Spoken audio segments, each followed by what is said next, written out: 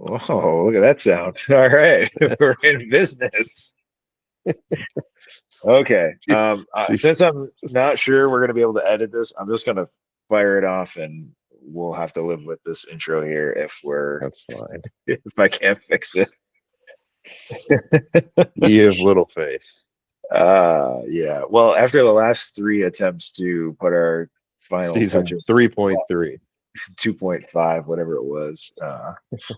All right. Well, welcome back in, everybody, to the Super Sports Bros podcast. I am joined live on video as we enter the 21st, second century. We're going to be hopefully loading these up to YouTube after we record here on Google Meet. So bear with us because we are not the most tech savvy of people.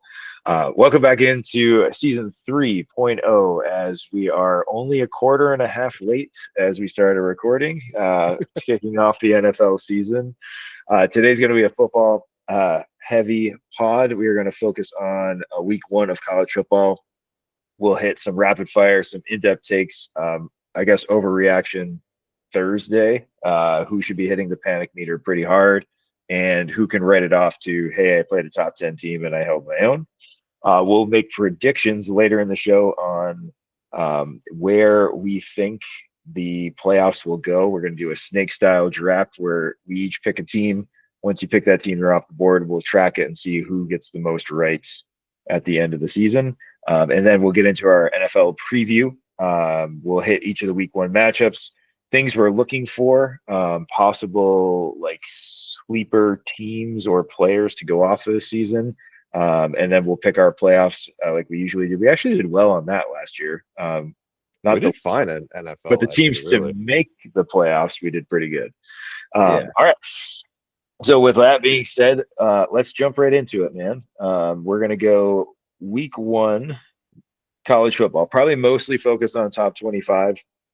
Um, I guess we could start right at the top, although it certainly wasn't the most entertaining game of the day. It was the most talked about matchup all off season. And I think from an entertainment value, it didn't deliver, but I do think, especially Ohio State, but I think Texas as well, these are going to be two of the playoff teams. I'm curious to see mostly how Texas evolves throughout the season. I'm sure Ohio State will obviously play better on offense, but I hate to say it, I was really impressed with Matt Patricia's uh, debut. It looked like he was toying with college, which is weird because he was like the most inept NFL coach of all time. But sorry, Roma just fell into the Xbox box. That was hilarious.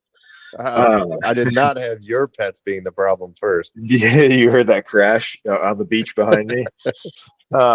Yeah, no. So You're like again, I gotta give credit where credit's due. Pencil Patricia with his laminated cardboard sheet that he tries to write on in pencil. He completely shut Texas down, and Arch didn't play well, but man, the play he calling didn't was have terrible. either.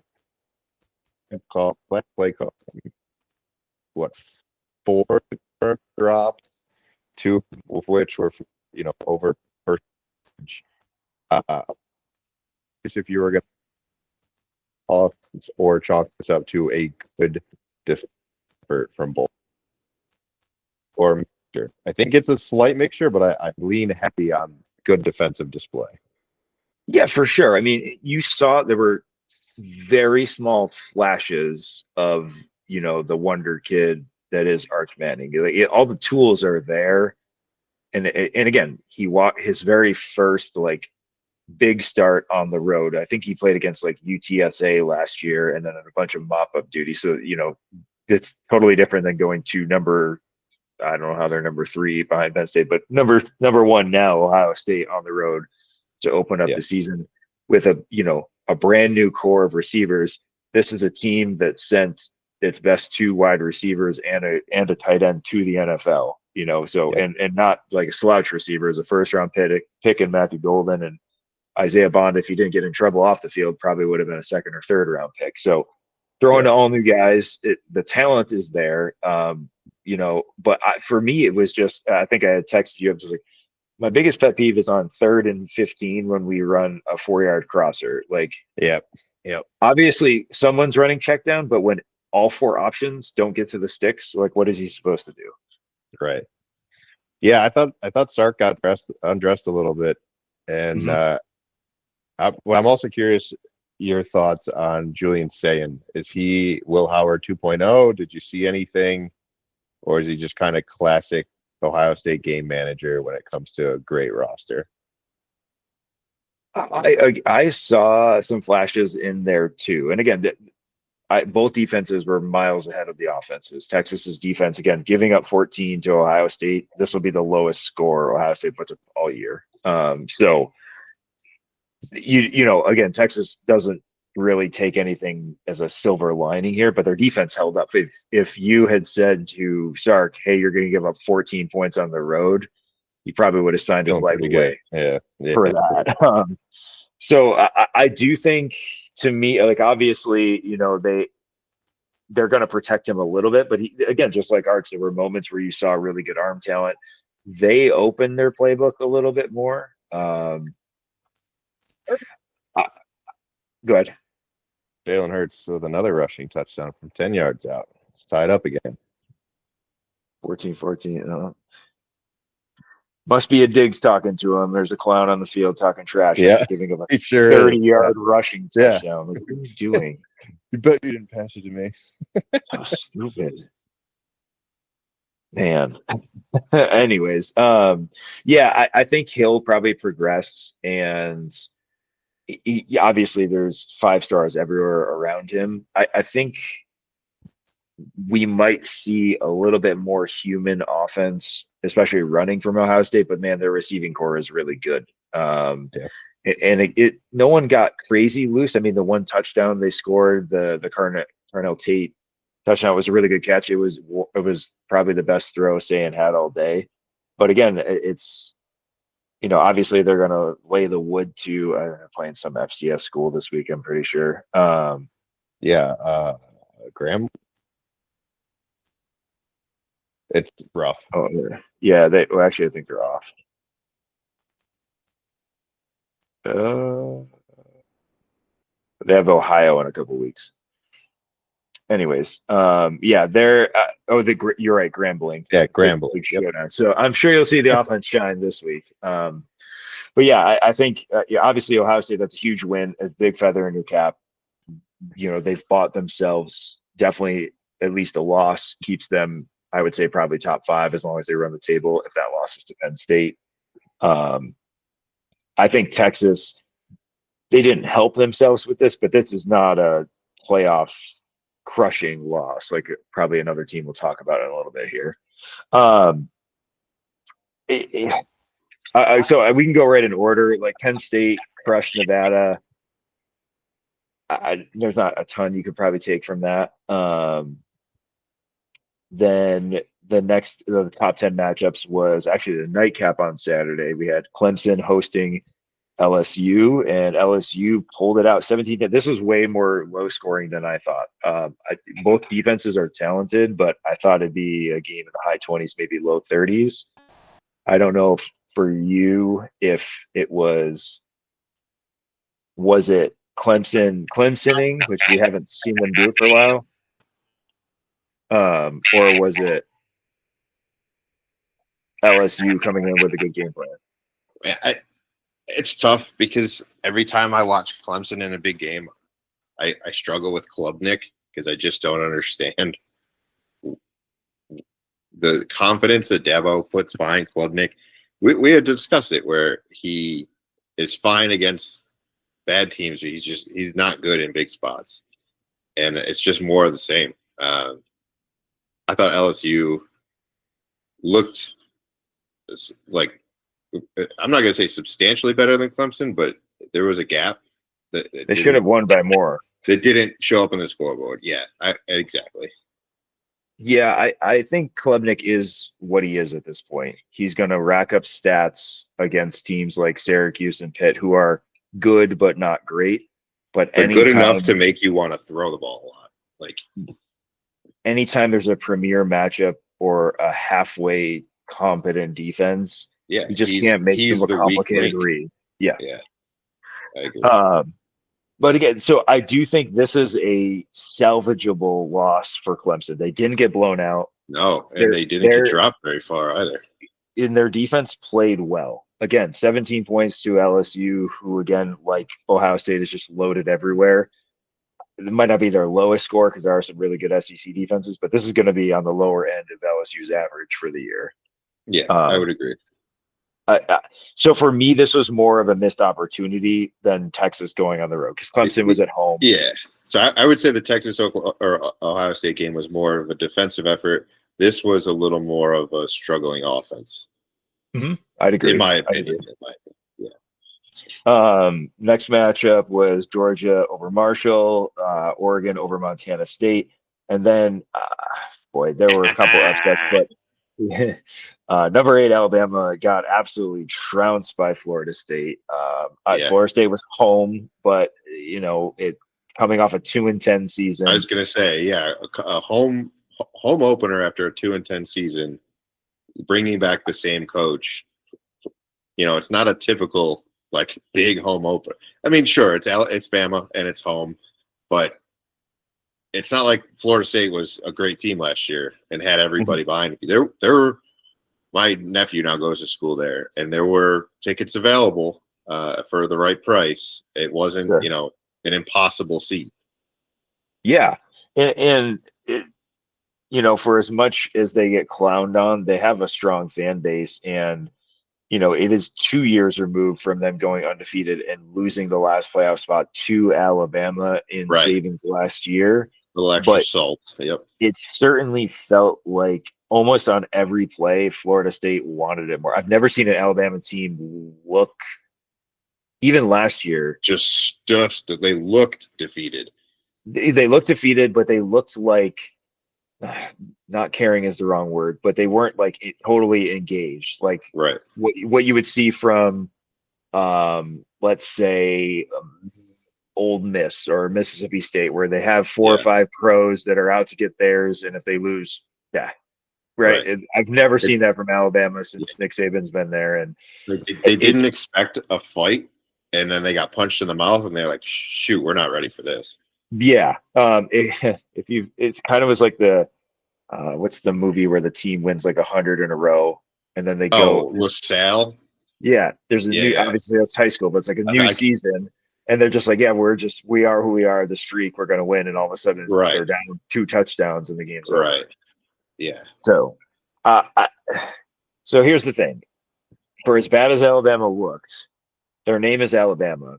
If they only lose 2 games this year, as bad as this loss looked, it was a loss in August on the road. I mean, it's the best time of year. Yeah. To a team named Florida State. I don't know, just reading the body language, if this might be a 4 or 5 loss team this year, given their schedule. Yeah. And quarterback, I don't know what they're going to do. Yeah. This performance and this quarterback play makes me lean on all the coin flip games that you 90% go to Alabama are true 50-50s, or even, the slight underdogs for now. So how much of it do you put on DeVore? Because the guy wins wherever he goes, but it's not been a great start. Obviously, filling in Saban's shoes, you don't want to be this guy, period. But the way I don't know that he could have a worse season in a game than he has. I mean, squeaked in backdoor to the playoff. Yeah, fair enough. I know. Yeah, fair enough. But I mean, you have to say top 5 roster every year in college football, and a tradition of excellence that is not non-tolerant of a 10-win season, non-tolerant of losing to unranked teams, let alone losing in general. I feel bad for him. I mean, in two different aspects, I feel great because he struck while the iron was hot, right? He got this huge job at the exact right time. And I don't know if it's, the roster letting him down, if it's his game plans letting him down, if it's the talent discrepancy from the SEC. I don't know. I'm not exactly certain that he wanted Simpson as his quarterback. I mean, he was pretty QB reliant in the past, and having Simpson as his quarterback, Who knows? But I'll tell you what, I'm interested in the Castellanos QB for Florida State. He looked athletic, accurate. Like with the strength of the ACC, this loss will, I think, continue to look better for Bama. I mean, the score was what the score was, but at the end of the day, when you're just looking at names and where the losses were, I think Florida State is a top 4 minimum ACC school this year. And we'll see what happens with Miami and Clemson and if anybody else comes out of the woodwork. Yeah, I think, and again, of course, we went negative with Bama, and I'll get to Florida State in a second. I'm wondering if Alabama becomes the case study for coming back to the field now that the NIL money is a little more spread out. Yeah, absolutely. I think that's what always was going to be the case.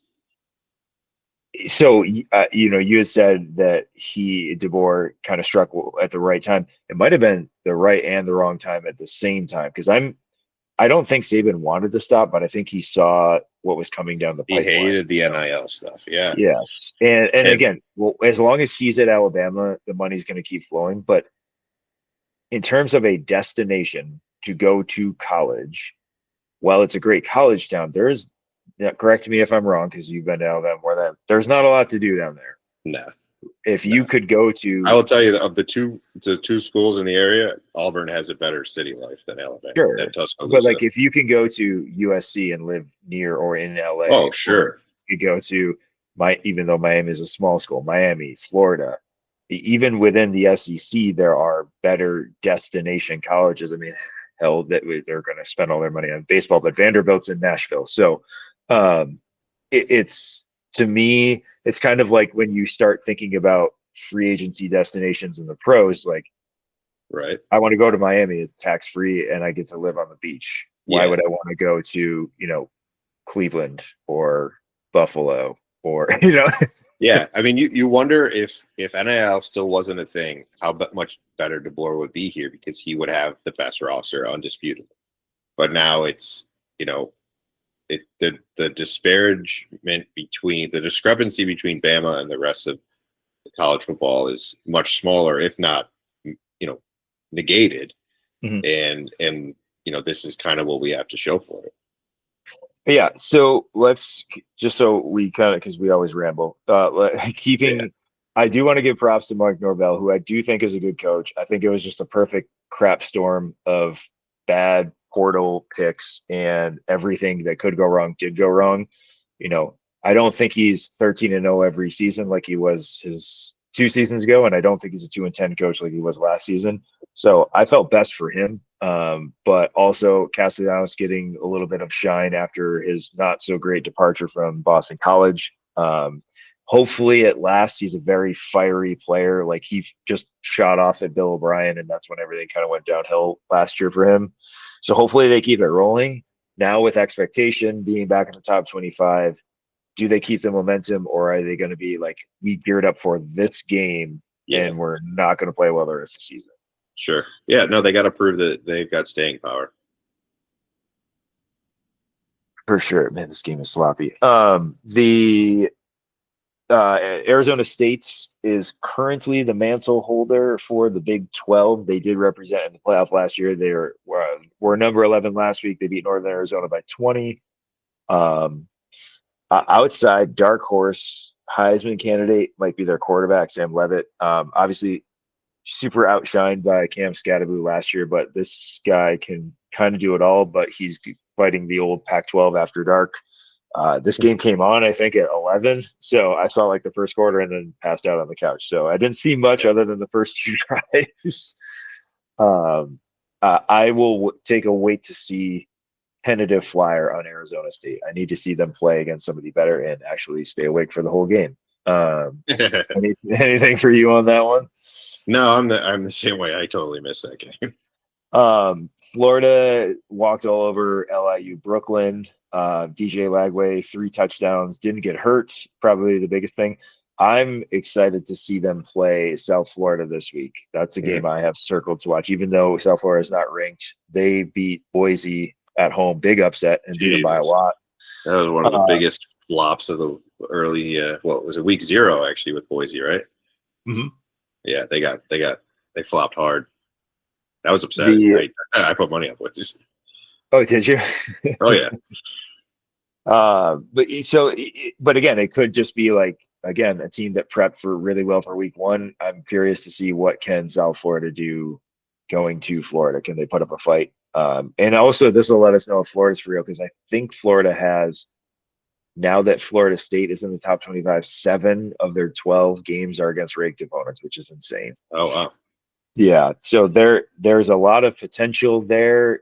Their biggest hurdle, other than their schedule, is their quarterback has to stay healthy because when Lagway is healthy, he can be the best player in college football, but he has yet to get through a full season unscathed. Man, Kansas State beat my Fighting Sioux of North Dakota 38-35. Kansas State almost went 0-2. They went to Ireland and lost to Iowa State, and they were on the ropes, man. North they Dakota had sure them. were. One of the better teams, other than North Dakota State, in Montana State and FCS. They had the lead. They came down and tied it with like a minute to go, and then Kansas State just ran right down the field and kicked a field goal at the end. Um, Kansas State seems is they're going to be the team this year, kind of like Colorado last year. They're going to lose games they shouldn't, and they're going to win enough games to like be in the hunt graphic. But I don't think they're going to win the Big 12. But they could wreck it for someone like Arizona State, um, that could possibly like get into and maybe have a bye in the playoff if they run the table. Sure. SMU beat East Texas by a lot. They have a more important game this week. Oklahoma beat Illinois State. We'll talk about them and Michigan in a moment. Texas A&M, big number. A lot of the back end top 25 teams had pretty light schedules. Syracuse, Tennessee was interesting, It was interesting. but there is a clear gap in middle SEC versus middle ACC. Yeah. But I am because both those teams have a lot of turnover. I'm curious to see how Syracuse bounces back. Can they get in the hunt as kind of that, like you said, third or fourth team in the ACC to boost up the higher teams, and or do they end up being the Georgia Tech of this year that upsets the apple cart and like beats a Miami or beats a Notre Dame or beats a Florida State and wrecks their playoff chances? Yeah, I mean, speaking of Georgia Tech, I know it was an unranked game, but nice win against Buffalo, or excuse me, against the Buffs up in Colorado. They, they could make a little bit of noise in the ACC. What'd you think of Joey Aguilar, the transfer quarterback for Tennessee? Like they basically plugged and played him for Nico and didn't look any worse for wear. No, I would agree. It's tough. Hugh's defense is not, all that formidable, but No, not at all. I'm typically watching Tennessee and expecting like the big run game and a notable name. Even when it's guys like Jaden Blue or a less notable names, but they came out firing 40 pass attempts. I mean, this could be a little bit more of a high powered passing attack than I'm used to seeing from Tennessee. Yep. Sorry, my lights are flickering on the beach. And then big matchup. It's hard because everything was spread out over 4 days. Man, the Notre Dame Miami game was probably the best game of the ranked games, the big games. It kind of delivered because it was close. Good watching. Yep. There was offense, a couple big flash plays, and we were texting back and forth. I was like, man, I really want to lay a bunch of money on Miami and trust them, but I sort of hedged. I did a small Miami bet and a small Notre Dame bet, so I kind of washed there. But it was an entertaining game. I thought CJ Carr played well in his first game at times, and he looked like a freshman at times. I think as the season goes on, he's going to get better and better. Again, for me, my biggest head scratcher for some of the big teams was play calling. Jeremiah Love is a top 5 Yeah. Heisman candidate. Would he have like 6 They carries going just into the fourth quarter? refused to give him the ball. It was strange. And again, like Miami showed they could stop the run, but like, and he tried to do the "I'm going to jump over everybody" routine Yeah. a couple Yeah. times, but still, you still have to give him the ball more. And I know a couple were RPOs that got pulled, so maybe there were some more like in there, but like when there's so much hype going into the season, and after how well, I mean, he scored in every game but one last year, which I Mhm. think was the Northern Illinois game, and just to not even give him the ball is just wild. Even they didn't even give him a chance to get going. It's like Sure. they expected him to hit a home run on the first run. I think he got 4 yards, and then he didn't carry the ball the rest of the first quarter, and then they were behind, and it was just a weird. It was a weird set of offensive play calling. I don't think Carson Beck looked good. I might be the only person to say that. I just don't. No, I don't think he looked good. I think he got He, bailed out by some great catches. that was my Um, assessment, but I am jaded yeah. towards Mr. Loser. So, I mean, he makes them competitive. He's got a lot of experience, and absolutely. they have a better offensive line this year than they probably have had in quite a while. So if you can, keep him clean and let him dissect and make the right reads, it's just, I don't know. For me, it's the arm strength. It seems like every time he throws deep, it's like, late 2015 Peyton Manning throw. Like, Waiting. he's like 1/2 a second slow, and the ball has no velocity. So whatever gap was there from the receiver is gone by the time it arrives. I don't know. I think Miami's going to be there in the end. I think they're probably have a good shot at the ACC championship game. So this again isn't going to be a huge loss for Notre Dame.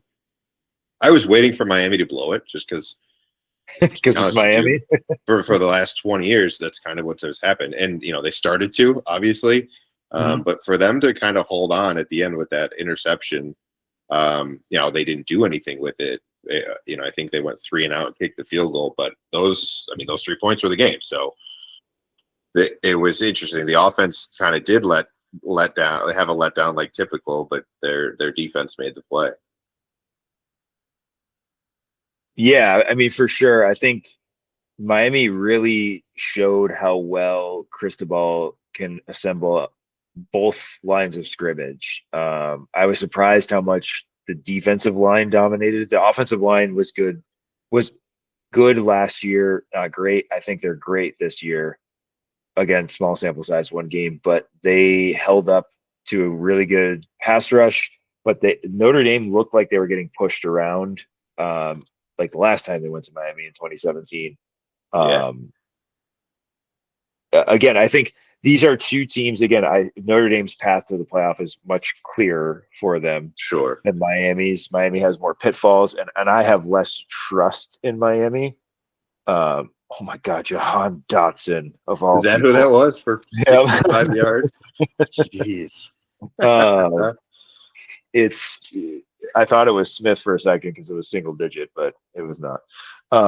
It's Miami and Florida State are now on a path, to kind of collide. Like almost seems like one can survive. It feels like everyone has already penciled Clemson in, even though they're the team with the loss. It seems like they have the inside track because they're Clemson. But Miami and Florida State now have 2 really good wins. Yes. So when they all play each other, are they going to cannibalize, or do we come down to how much weight do they put into late season losses, head-to-head losses, or crucial wins? Last of the top 25 teams that won over the weekend, South Carolina took care of Virginia Tech 24-11. Nice, man. Lenore Sellers looked good. Dude, he's my Heisman vote. After week 1? No, like going into the season, I had him at he was like, I don't know. He was kind of far down. Yeah. It's all there. And I mean, he's going to get a chance. Just keep throwing it deep to Nick Harbor. Dude, that touchdown was incredible. It was so perfect. And Harbor is just so fast too. Oh my God. He is going to, he has a chance to end up being the top receiver drafted just on his physical traits. The dude's going to run a ridiculous 40, and he's 6'6", I think. Yep. Yeah, he looks like the Washington the tight end from the Steelers, something Washington playing out there against these dudes. Like Oh that, yeah, the I kid from can't remember Detroit. his name. He's just freaking massive, and you just look at him, and you're like, this doesn't look right. And then all of a sudden, he just gallops down the field full gas, and you're like, I think it was in the fourth quarter he had his touchdown, and they were, stopping the run, and then he just throws this bomb, and the guy's got 5 yards of separation. When it kind of so South Carolina every few years produces an NFL receiver, and they're Yep. always atypical in their build. It's usually a guy in the size mold of Xavier Legette or of Debo Samuel, kind of not a gadget guy, but like a Swiss Army knife type of player No, that you put. Harbor's more like an Alshon Jeffrey. Yeah, well, then you have with speed. Yeah, correct. This has to be what it was like to be like Calvin Johnson at Georgia Tech. Like yeah. he doesn't belong at Georgia Tech or in South Carolina, but like Calvin Johnson was so underutilized in college based on the system he was put in. But Sellers and him could literally just drop a play in the huddle and be like, all right, run 25 yards, turn. I feel like they can score on any play. They can score from anywhere on the field. Sellers is up to second in the Heisman odds. He's now plus 700. Oh, really? Yeah, he was plus 1,800. Yeah, I got him at 18, I think.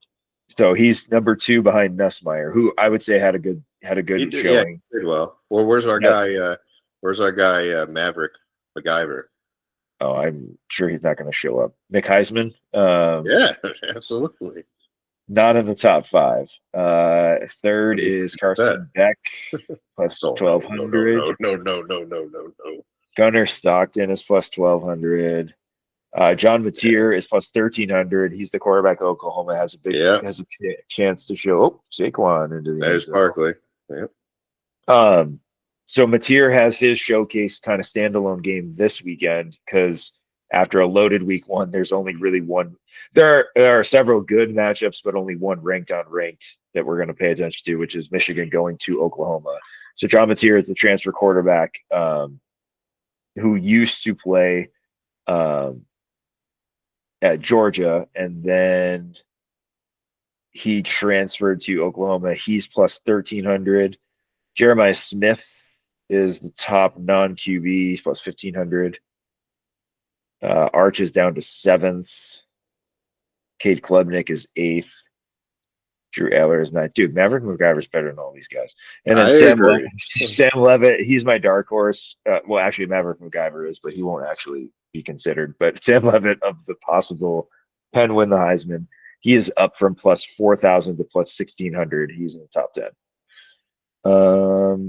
Your boy Castellanos is 18th on the list. Somehow he is behind Ty Simpson. What? I'm just reading the list. Wow. Okay. Just reading the list. Wild. The other top 15, Dante Moore, quarterback at Oregon, DJ Lagway at Florida, Jackson Arnold at Auburn, Julian Sayin, Jeremiah Love, and then Devin Dampier, the quarterback at Utah, and then Simpson. And Drew Aller's not up there?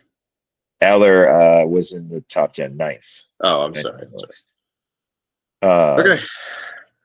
So week 2 real quick, and then we'll do our playoff picks. Yeah.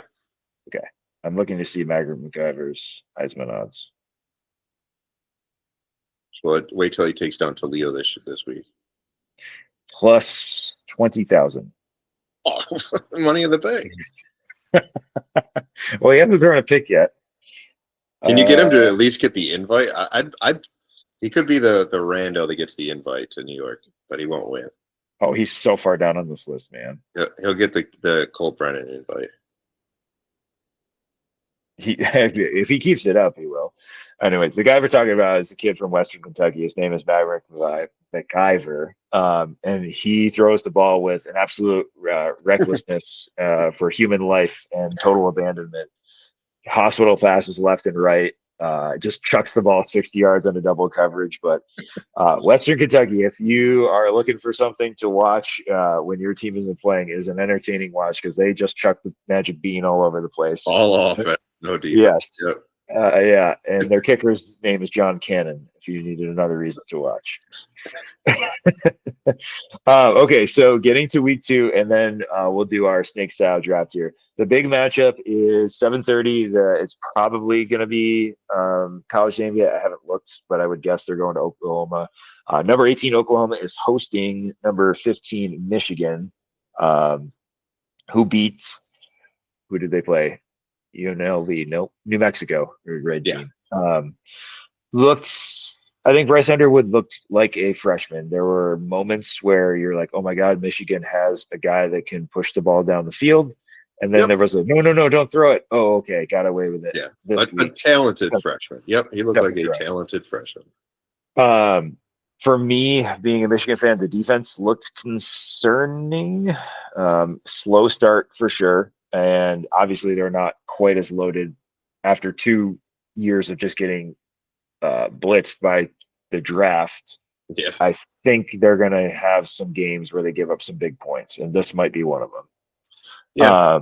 The line is Oklahoma 5.5, -5.5. Over under is 46.5 right now.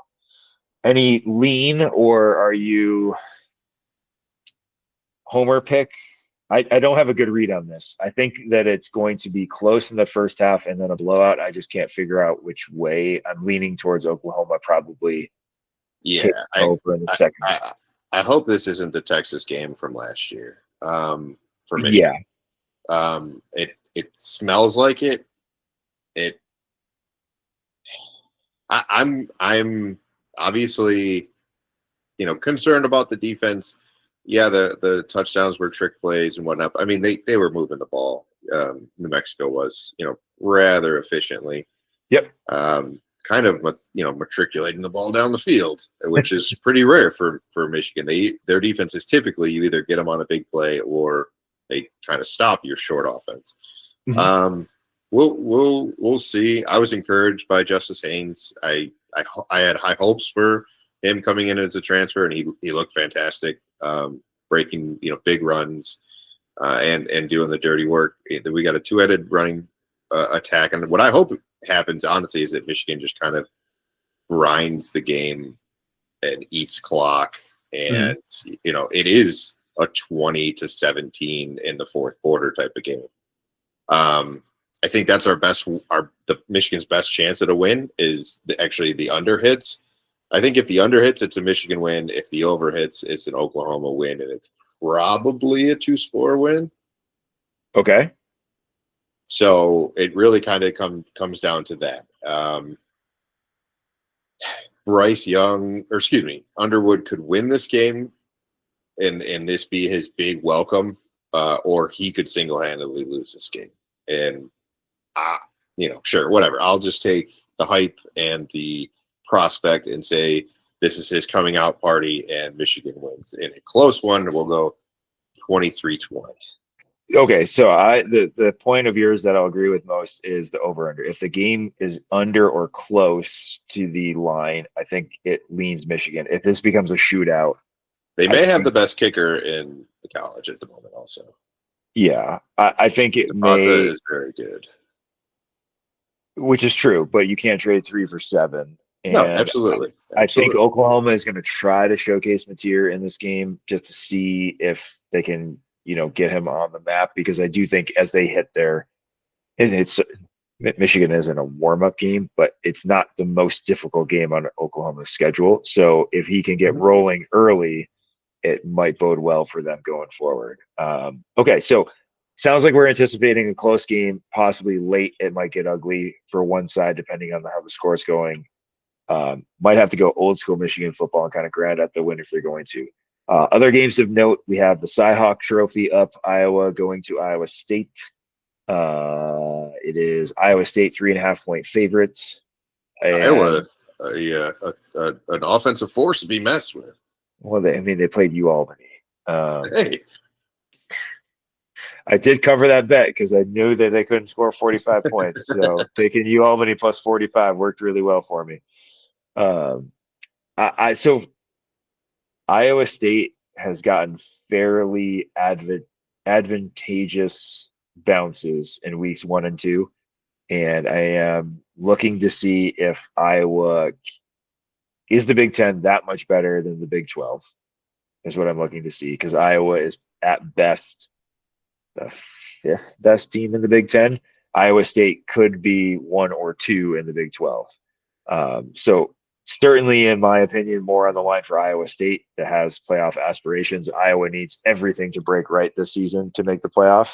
Um, but we'll see. It's always an entertaining game. It's always a low scoring game. That the over under is 42.5. I probably stay away from this game. I might buy the over under up to 45 and just hope that it's a 10-7 game. Yeah. Do you see any other top 20? So other than that, Yes. there's no top 25 No. matchups. Do you see any top 25 schools with a game more interesting or maybe a more of a trap than this Florida Yes. South Florida game? Oh, no, that was the game I was going to. Okay. I don't think it's a trap because I think South Florida put up a number as the standalone game. So Florida could overlook them, but I don't think because of their schedule, but I don't think that this is a trap game.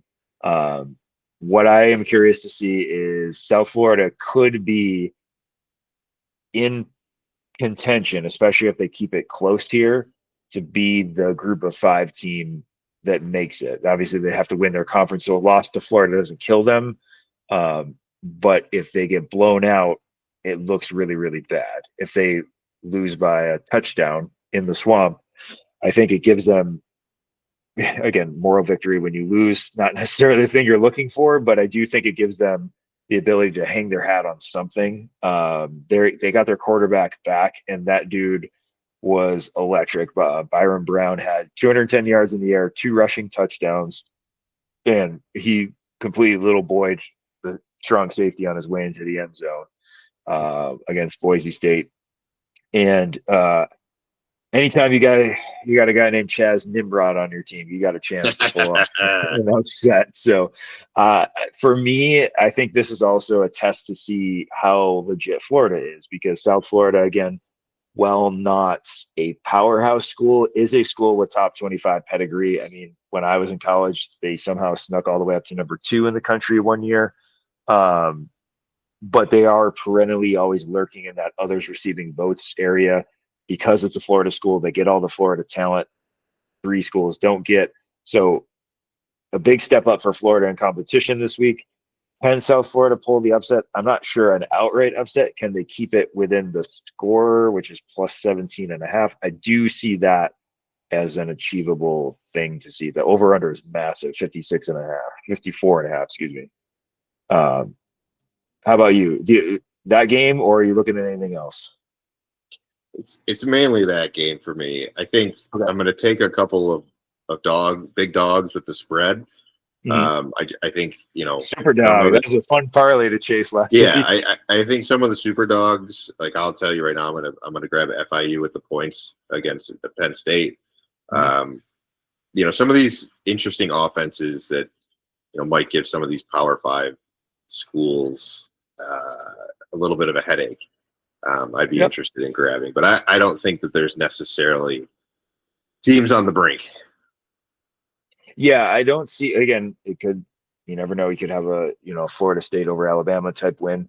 I don't see anything massive happening. Again, eye on Michigan. They're a little weaker. Yeah, there's not quite the caliber of opponent that Week 1 had. Yes, absolutely. Okay. So we can wrap our college segment. We'll recap Week 2 next week. Look ahead to Week 3. What I want to do here is kind of crystal ball it a little bit now that we're only a week, 2 sort of weeks into the season. With the 12-team playoff, I want to see it based on where we are now. Who can predict more of what will happen? So we'll do snake style draft. Are we just drafting 12? We're going to draft 12 each, so that would be 24 total. Okay. Sorry, 12 each, and we each have to pick one group of 5 team, because no matter what, they're going to be the 12 seed because the committee stinks. But one group of 5 team has to make it. Okay. Is it same amount of points regardless of what position they come in? No. Let's do The so. If you get a first bye, seed. top four. Okay. Yep.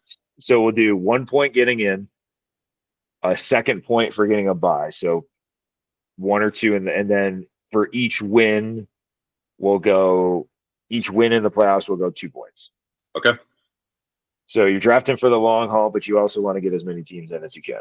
So Okay. you can either take first pick or next two. So it'll be one, and then it'll be two in a row the rest of the way until the last pick. I will take second pick. Okay. Then I'm going to take Ohio State.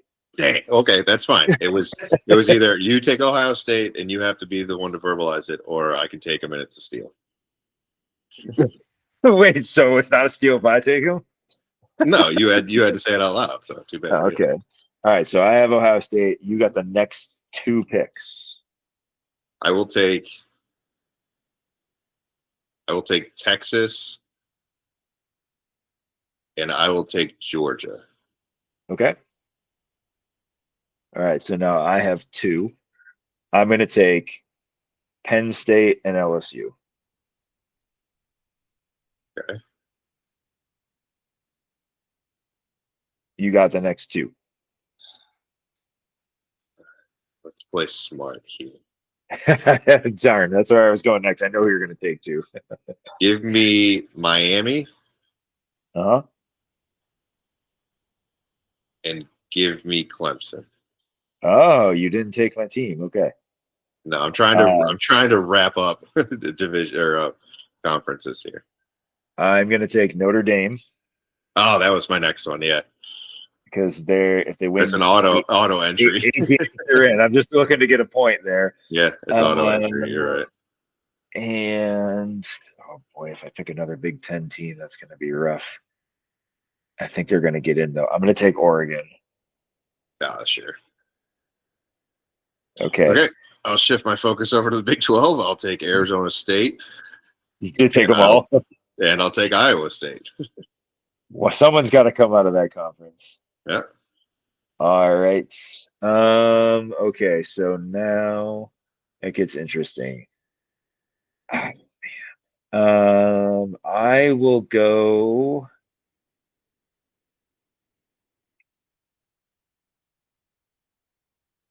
Florida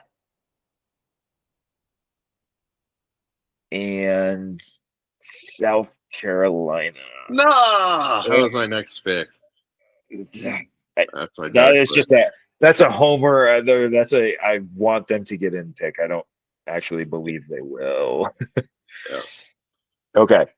So you have next two. I'm going to take what's probably the last of the SEC contenders. I'm going to take Oklahoma. All right. Good pick. And I'm going to wrap up all of the ACC power. I will take. Actually, this is a coin flip for me between SMU and Florida State. I'll take.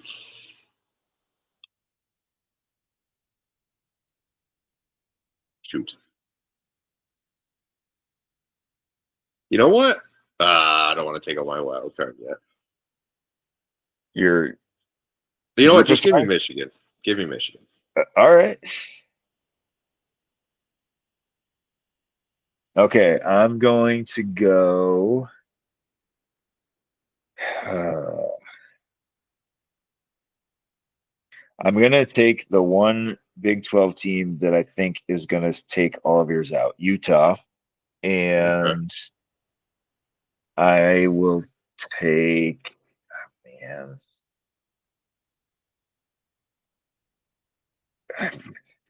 I'll take Illinois. That's a bad pick. 1, 2. All right, I have 9. You have 8. So you got 2 more rounds coming. Okay. I have no faith in Illinois, so that was fine from you. Give me. I guess the smart thing would be take SMU and take Florida State. All right.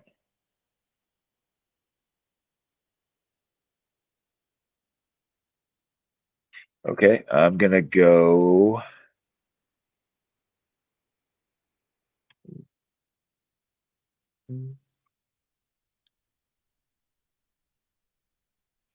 I am going to take Texas A&M,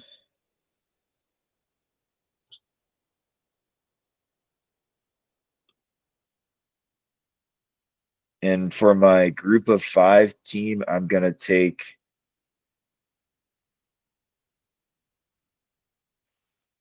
Tulane. Yeah, it's a good pick.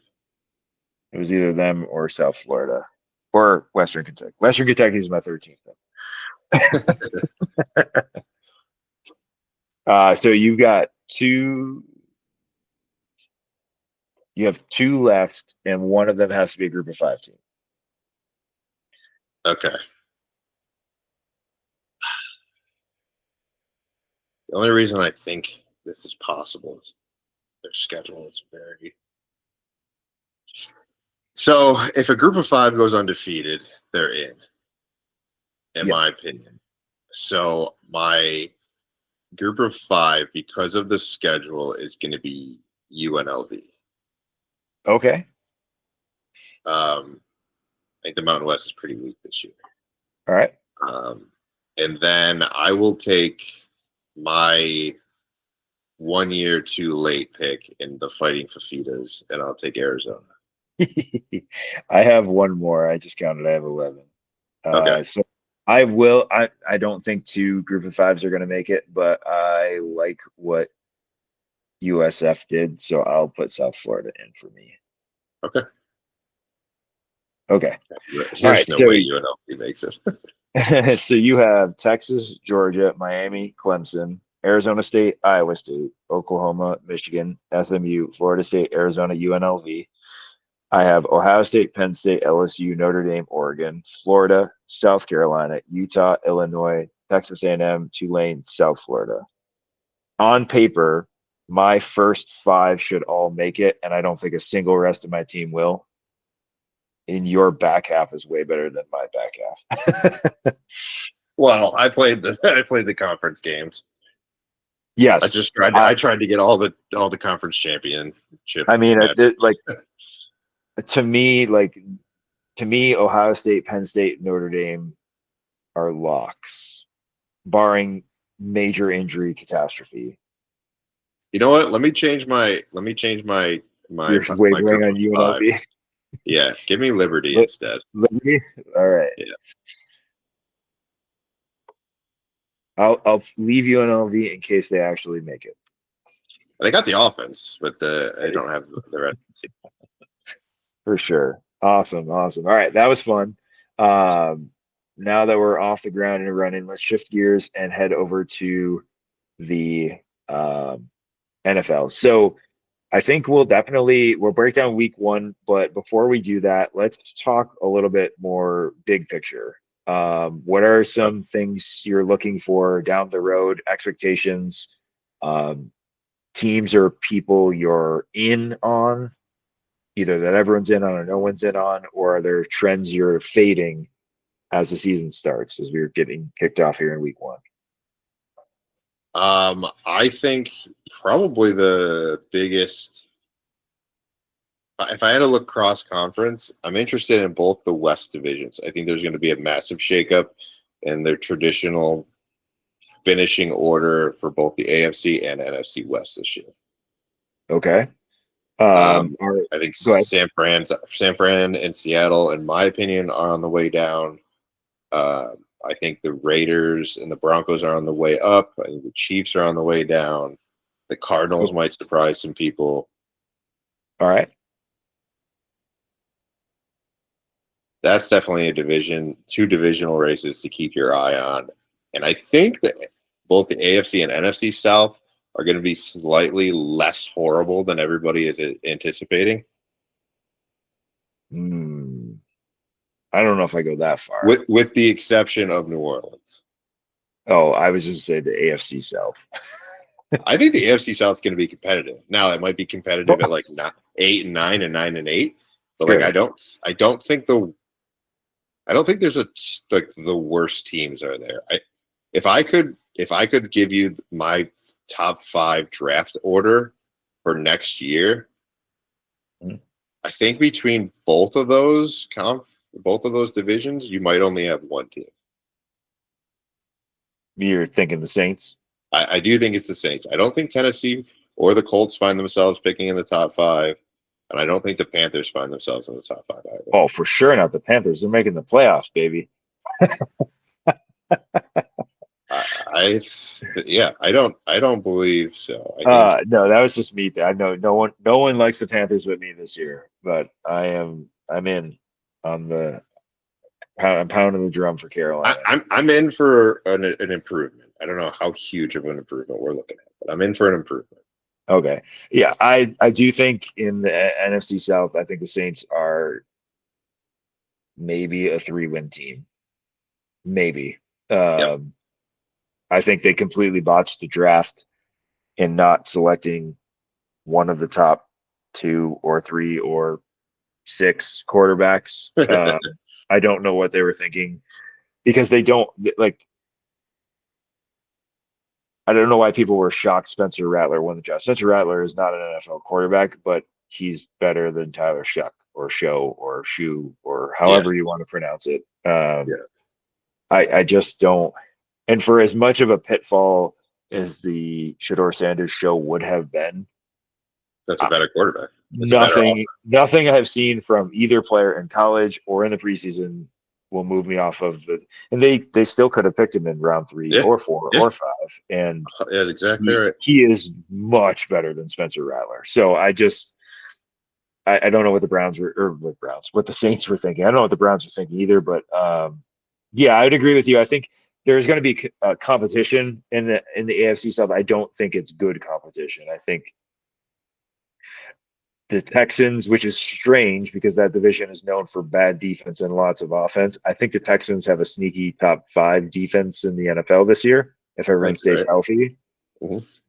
I need to see how that backfield is going to unfold because I don't know if Mixon plays at all this year. And if he does, it won't be until probably halfway through. So you have Nick Chubb, who I love, but both legs are just disintegrating underneath him. Woody Marks, who is an impressive rookie from USC. Damian Pierce, who had an incredible rookie season, and then everyone forgot about him. I want to see how that timeshare breaks down. I need to see Stroud go back to somewhere between his rookie and second season. And how's the receiving core going to kind of blend now that Tank Dell is out for an extended period of time? Obviously, Nico Collins has had an all-world season. I think he keeps it up.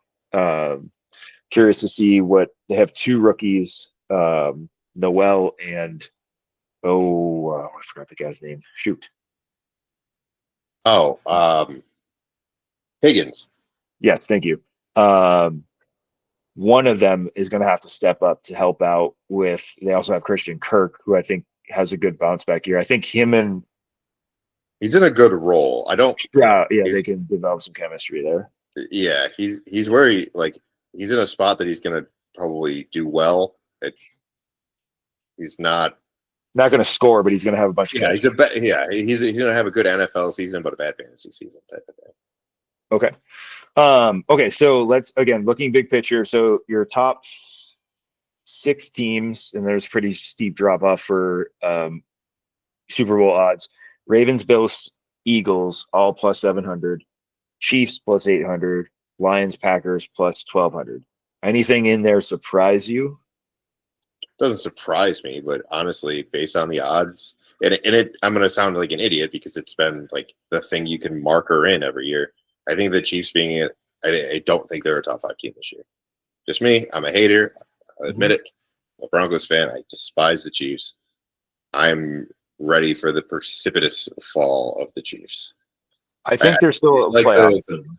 I think it's like the Pats dynasty where they're great and then all of a sudden they kind of go through 4 years of iffy and then they're good again. Yeah. I do think they're a playoff team this year. I don't think I can write them up. I am very high on Denver because of the makeup of that roster. Again, my only question is for Denver, I guess I have a question and a half. Is can Mims legitimately be the wide receiver 2? And how do they split the backfield? Assuming, and this is a huge assuming, if Dobbins stays healthy, Yeah. how do they use him? Because I mean, RJ Harvey is going to be a beast, but if they put the entire workload on him, or if Dobbins goes down, what happens in there? I do Yeah. think again, I think Bo Nix will. I don't think he's going to regress, but I think teams are going to try to scheme to force him to make more downfield decisions this year. Yeah, Now which that I'm he all has, for. I agree. I think they have the offense to do it. I think the addition of Evan Ingram is massive. He might be the wide receiver too, honestly. Um, but I think teams will try to adjust to what Peyton schemed well for Bo Nix and what Bo Nix naturally does well, which is to hit the short to intermediate routes. And if nothing is open deep, to take off and run. Yeah. I think that they have the ability to go deep, especially with Mims to stretch and Sutton to run the intermediate to deep routes. That isn't watching 7.5 years of Bo Nix in college. For as many good deep balls as he's thrown so far, they were daring him to do it. If he has to do it all the time, is he going to get reckless like he did when he was in Auburn and play hero ball? Because when he does that, he's not a good quarterback. When he is on Right. schedule and on time, and when nothing's there, he trusts his legs like he did last year. He looks really good. So I think between him and Jaden Daniels, obviously for Jaden Daniels, I'm not sure there's any more ceiling for him to reach. So I Yeah, think right. they're the two rookie quarterbacks last year that have the most potential to regress. I don't think it's a sharp drop. It might be a plateau for Bo this year, but even if he flatlines and stays where he is, I think they, at the very least, push the Chiefs to win that division, if not win it outright this year. Yeah. My hot take for Denver is by the end of the year, Cortland Sutton will not be the wide receiver 1. And I love Sutton. I think a big year from either Mims or, honestly, Troy Franklin is coming. I wouldn't go that far, but okay. I'm just saying. I think that's my hot take for So Denver this year. Denver is in the next tier of teams. You have Commanders plus 1,800, Bengals, Rams, Niners plus 2,000, and then it's No, get the Broncos, Niners out of here. I don't even. Vikings plus I don't even 20. care that they have the easiest schedule in the NFL. I do not see a Niners favorable season. I see a Okay. losing season for the Niners. All right. So Ravens, Bills, Chiefs, top 3 in the AFC. Is our AFC representative one of those 3 teams in the Super Bowl? If I had to take one of those 3 of the field, I'm taking one of those 3. Okay. But you don't know which one? Except it's not the Chiefs. So it's either Bills or If Ravens. if I had to rank them, it's Ravens, Bills, Chiefs. Okay. I think the Bills defense just still is not good enough. That's my biggest concern. Of those 3 groups, again, I think Kansas City has the least talent of the 3. I would agree. I think they have the best coaching of the 3. I think they have the single best player of the 3. Like, Sure, I think the like player not physical, but like it's just like when Brady is yeah, never the Mahomes most is still the physical player. best player. That's Yes. fine. Mahomes is the best quarterback playing. I have no quarrels saying that, but they're the worst team of the 3. Roster wise, yes, I'd agree. Yeah. I think the Ravens roster wise, offense, defense, special teams are the most talented. Yeah. I think the Bills have the player that you fear the most. I think Can so. can single-handedly carry their team. Yeah. Without any help. And it's hard to like go against Lamar and Henry. I would put Cook and Allen as the 1-2 punch. If we're talking about a battery, the quarterback, running back, especially with a mobile quarterback, I guess you would. Shit. Actually, they're all pretty great. Wait, Hurts and Barkley, Mahomes, or yeah. Allen and Cook. Correct. Sorry, I was flattening it just to AFC, but yes. Okay. But and then when you extend to receiver, then I think it's the Eagles and Ravens that have an advantage. Yeah, I do. I think Josh Palmer is an interesting get, and I hope Keon Coleman comes online. but that is yet to be seen. And I hope Dalton Kincaid has a bounce back. Of those top 4 teams there, the Bills have the single weakest unit of all of them. Their defense is Their atrocious. secondary, yeah, secondary is probably the worst in the AFC. It's pretty awful. I mean, I really want to pick the Bills to get to the Super Bowl, but I can't. Yeah, no, my heart wants the Bills, but my brain is telling me they're still flawed. Too greatly flawed. Excuse me. I would pick Baltimore. If they had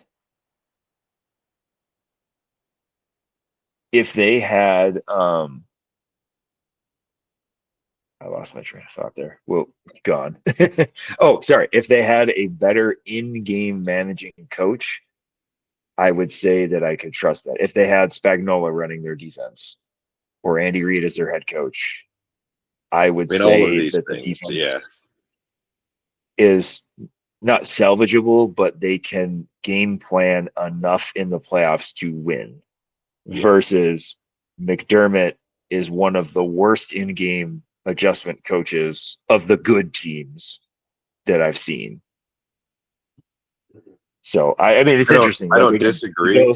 I think McDermott, along with the defense and especially that secondary, would do it for me. Like he definitely doesn't help, and I don't know that he necessarily tips me off this guy. Like if I was, I don't think that they're, a coach's influence away. I think they're even more so than that behind the Ravens. Okay.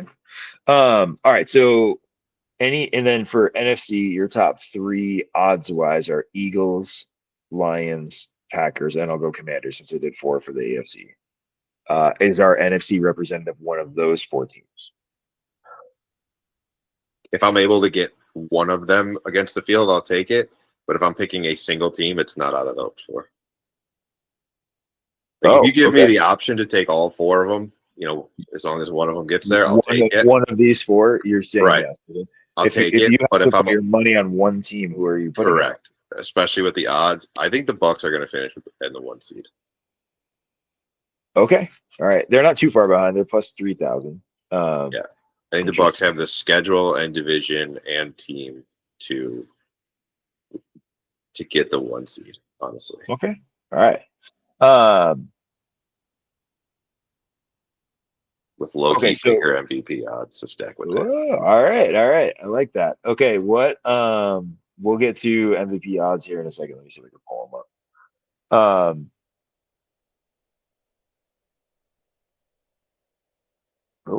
If you notice, all these kickoffs have been totally different than last. Like nobody's kicking it. Is it out to the 30 now for the kickoffs? 35 if you touch back? Because these have been well short of the end zone on purpose. I think they moved the kickoff back, and there's also a bigger punishment for a touchback now. Okay, yeah, I think it's at least. I think it's a 35. 35. Oh, I thought it was a 30, but it might be the 30. Right.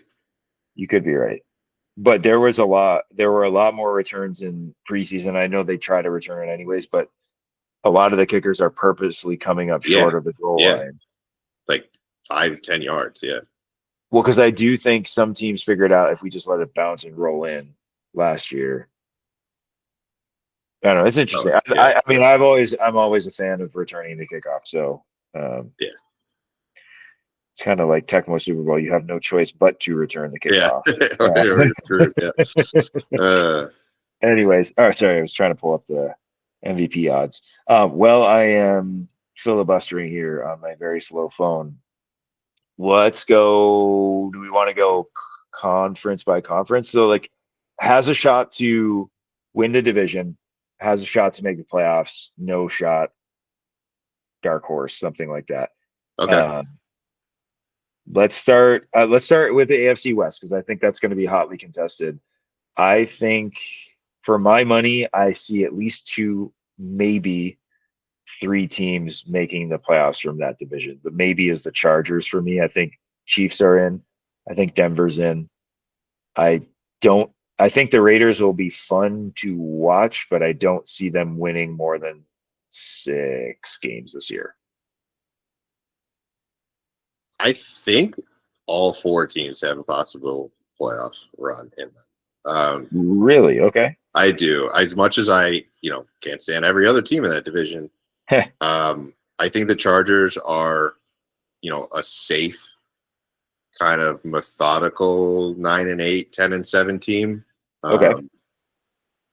But it does depend. Like, obviously, the early injuries to the offensive line is huge. If they lose Ladd, like, that's huge. Like, they're thin, I think, across the roster, really.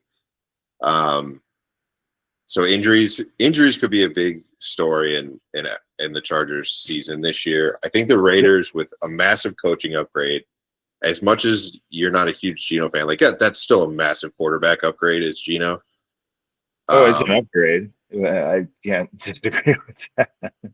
So I think with Genty and obviously being able to keep Max Crosby, like I think the Raiders are interesting. Like there's definitely a world in which the Raiders are third in the division ahead of the Chargers, and then I think the Broncos and Chiefs are probably the two legitimate division winning candidates. Mm-hmm. I think both will probably make the playoffs. Okay. All right, let's slide to the AFC South. So why don't you take this one? So there couldn't have been anybody more out on Tennessee last year than me, and I was totally correct that Tennessee was the worst team in football. I do think they're better this year. I don't think they contend for a playoff spot. I've seen good things from Cam Ward in preseason. I think that he has the makeup to be an NFL quarterback. I kind of like that there's almost zero hype for him after the previous number one picks clown show of a season and how many rookies were in that class and all the attention being on Shador. So I think he has the grace of he's in Tennessee, so they're not a big market team, but also he was so overshadowed in the draft by the free fall of Sanders that sometimes people almost forget he was the number one pick. Right. So I think he has a quiet, okay season, which is weird to say like you're allowed to after the rookie season of Stroud 2 years ago and Daniels and Nix last year. But I see him somewhere in the 25 to 30 touchdowns, 10 to 15 interceptions, pushing 4,000 total yards, because I think he's going to run a little bit. Interesting. I'll be watching, but I think again they're probably in the 5-6 win range. I'm pretty out on the Colts, no matter who they put at quarterback, unless they sign one. Their defense is bad. Jonathan Taylor's good. Michael Pittman's good. I still believe that AD Mitchell is good, even though they don't throw him the ball. I can't get behind Daniel Jones. I really can't get behind Anthony Richardson.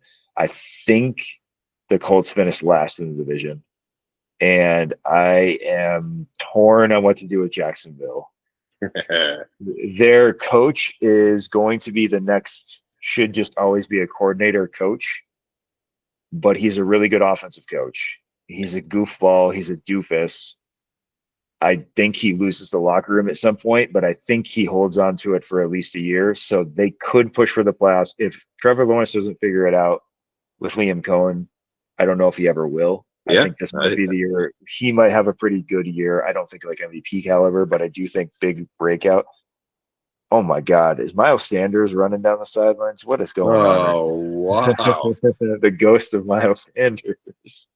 This game is a lot closer than I anticipated.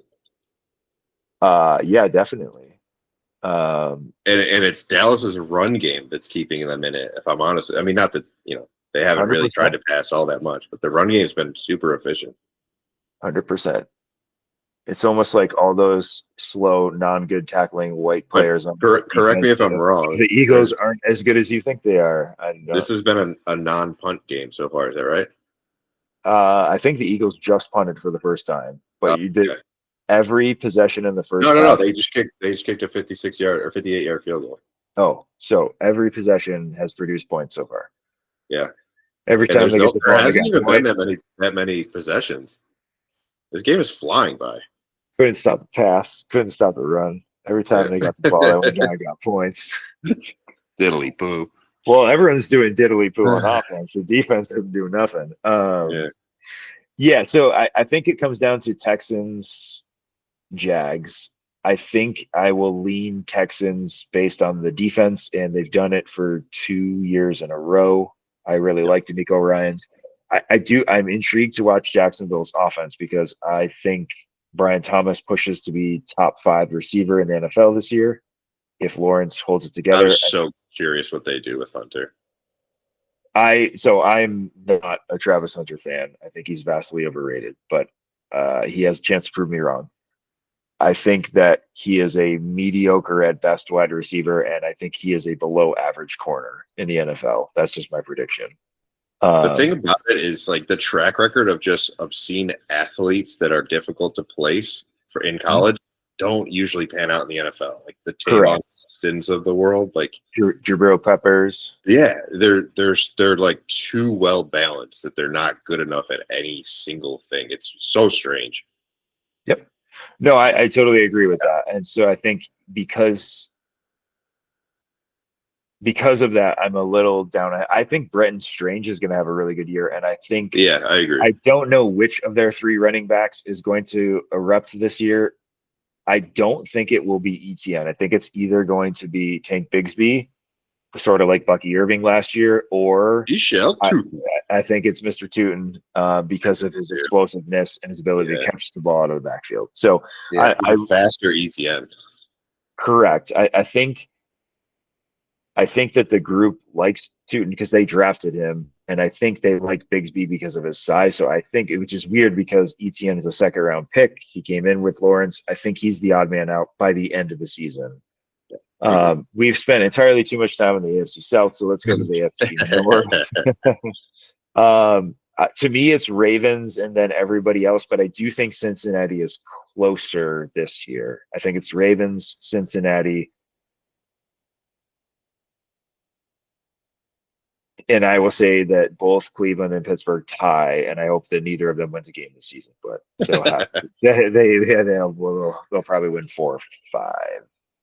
Yeah, I think the Ravens are clear ahead. Oh no, Ferguson's dead.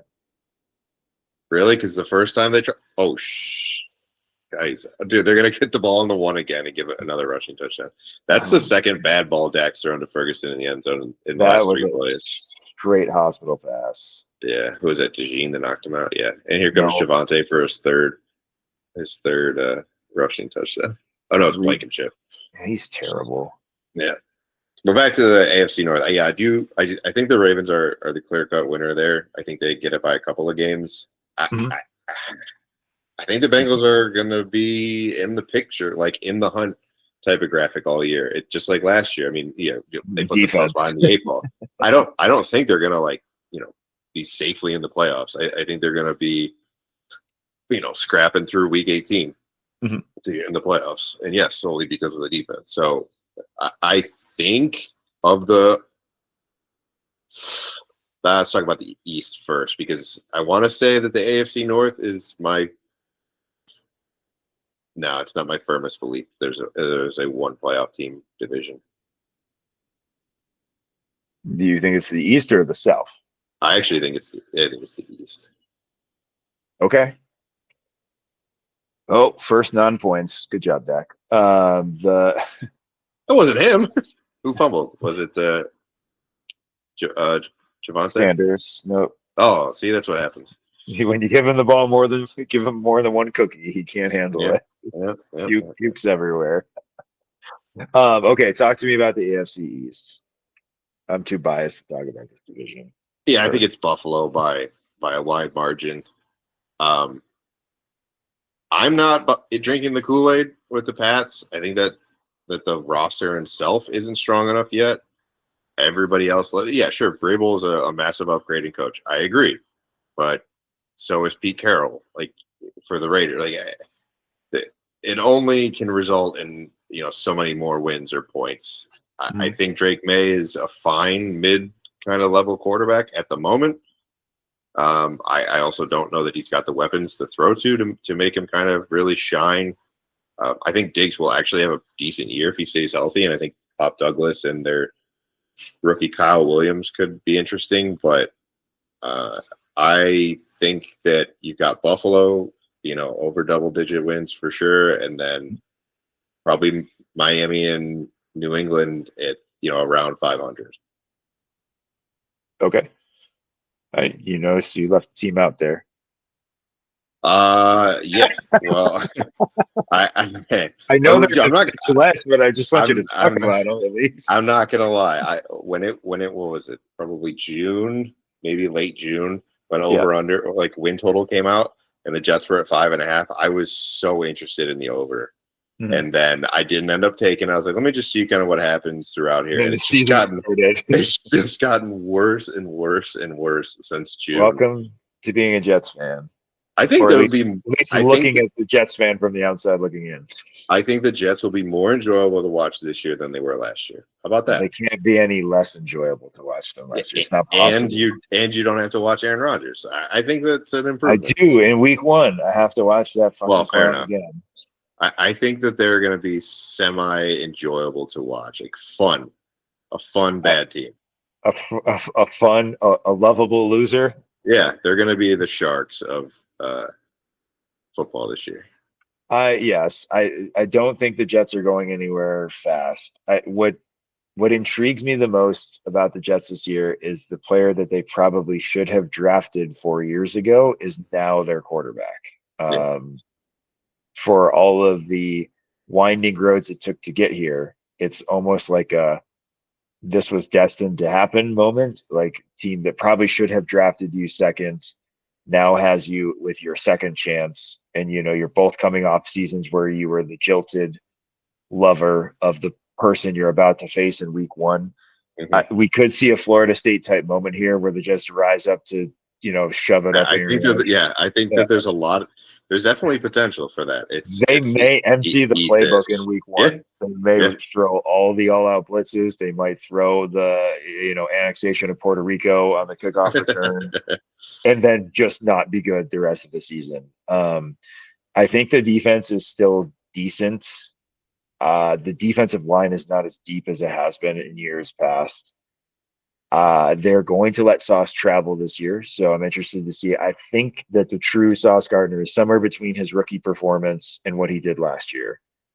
I really like the hire of Aaron Glenn. I know a lot of people don't. I think hiring a former Jet that played when the Jets were actually sustainably good for the locker room. Yeah. Yes, he does seem like a coach that may burn out after 4 or 5 years, but if he is the reason the franchise turns around, because not a lot of the franchise turnaround people are there when the actual success comes.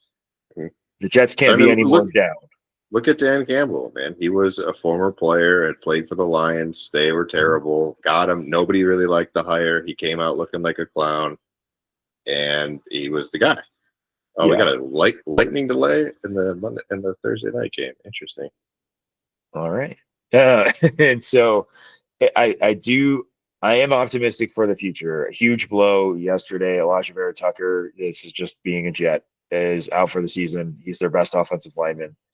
The offensive line is the single best unit on this team. They're still good, but they had 4 first-round picks that would have started week 1, but losing the best offensive lineman before the season starts in a season where there's probably not a ton of expectation, not the note you want to go on. I am very optimistic they put up a big fight against Pittsburgh. Doesn't mean they're going to be successful, but I think it's probably the game that is most hotly contested for them this year.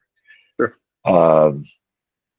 I think I am a believer in the Patriots because I've been scarred for 25 years.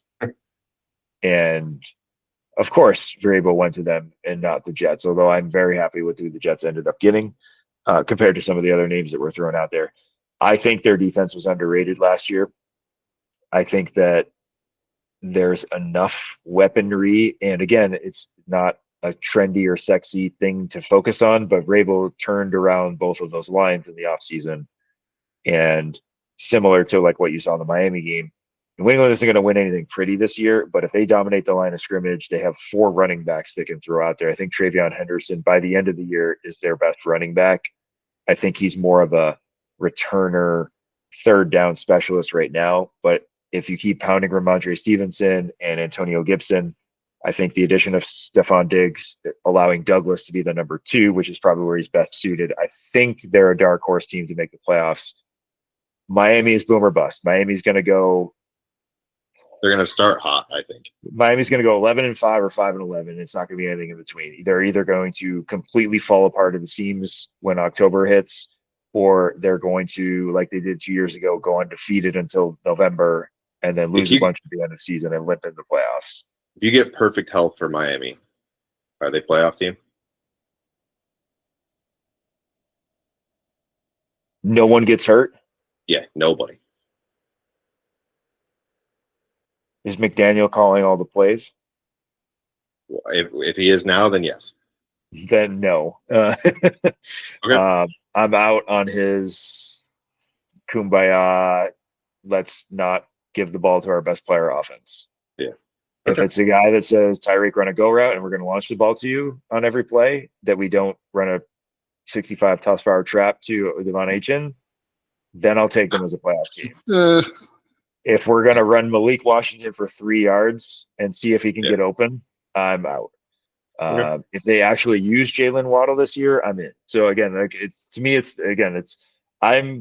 I understand that these guys get paid millions of dollars, but if you have a bozo coach that's calling stupid ass shit for plays because it's cute or he's the hip new coach, I'm out. I think that 70-point game against Miami completely inflated, against Denver, completely inflated his ego, and they have been nothing but a flaming circus since that Those game. 2 teams have gone into complete opposite directions since that game. 100%. So it's either going to be glorious or utter failure. I do think if they miss the playoffs, McDaniel gets fired this year. I agree. I do think I think Buffalo comes back to the field a little bit this year, but not nearly enough for any of the other 3 teams to catch them.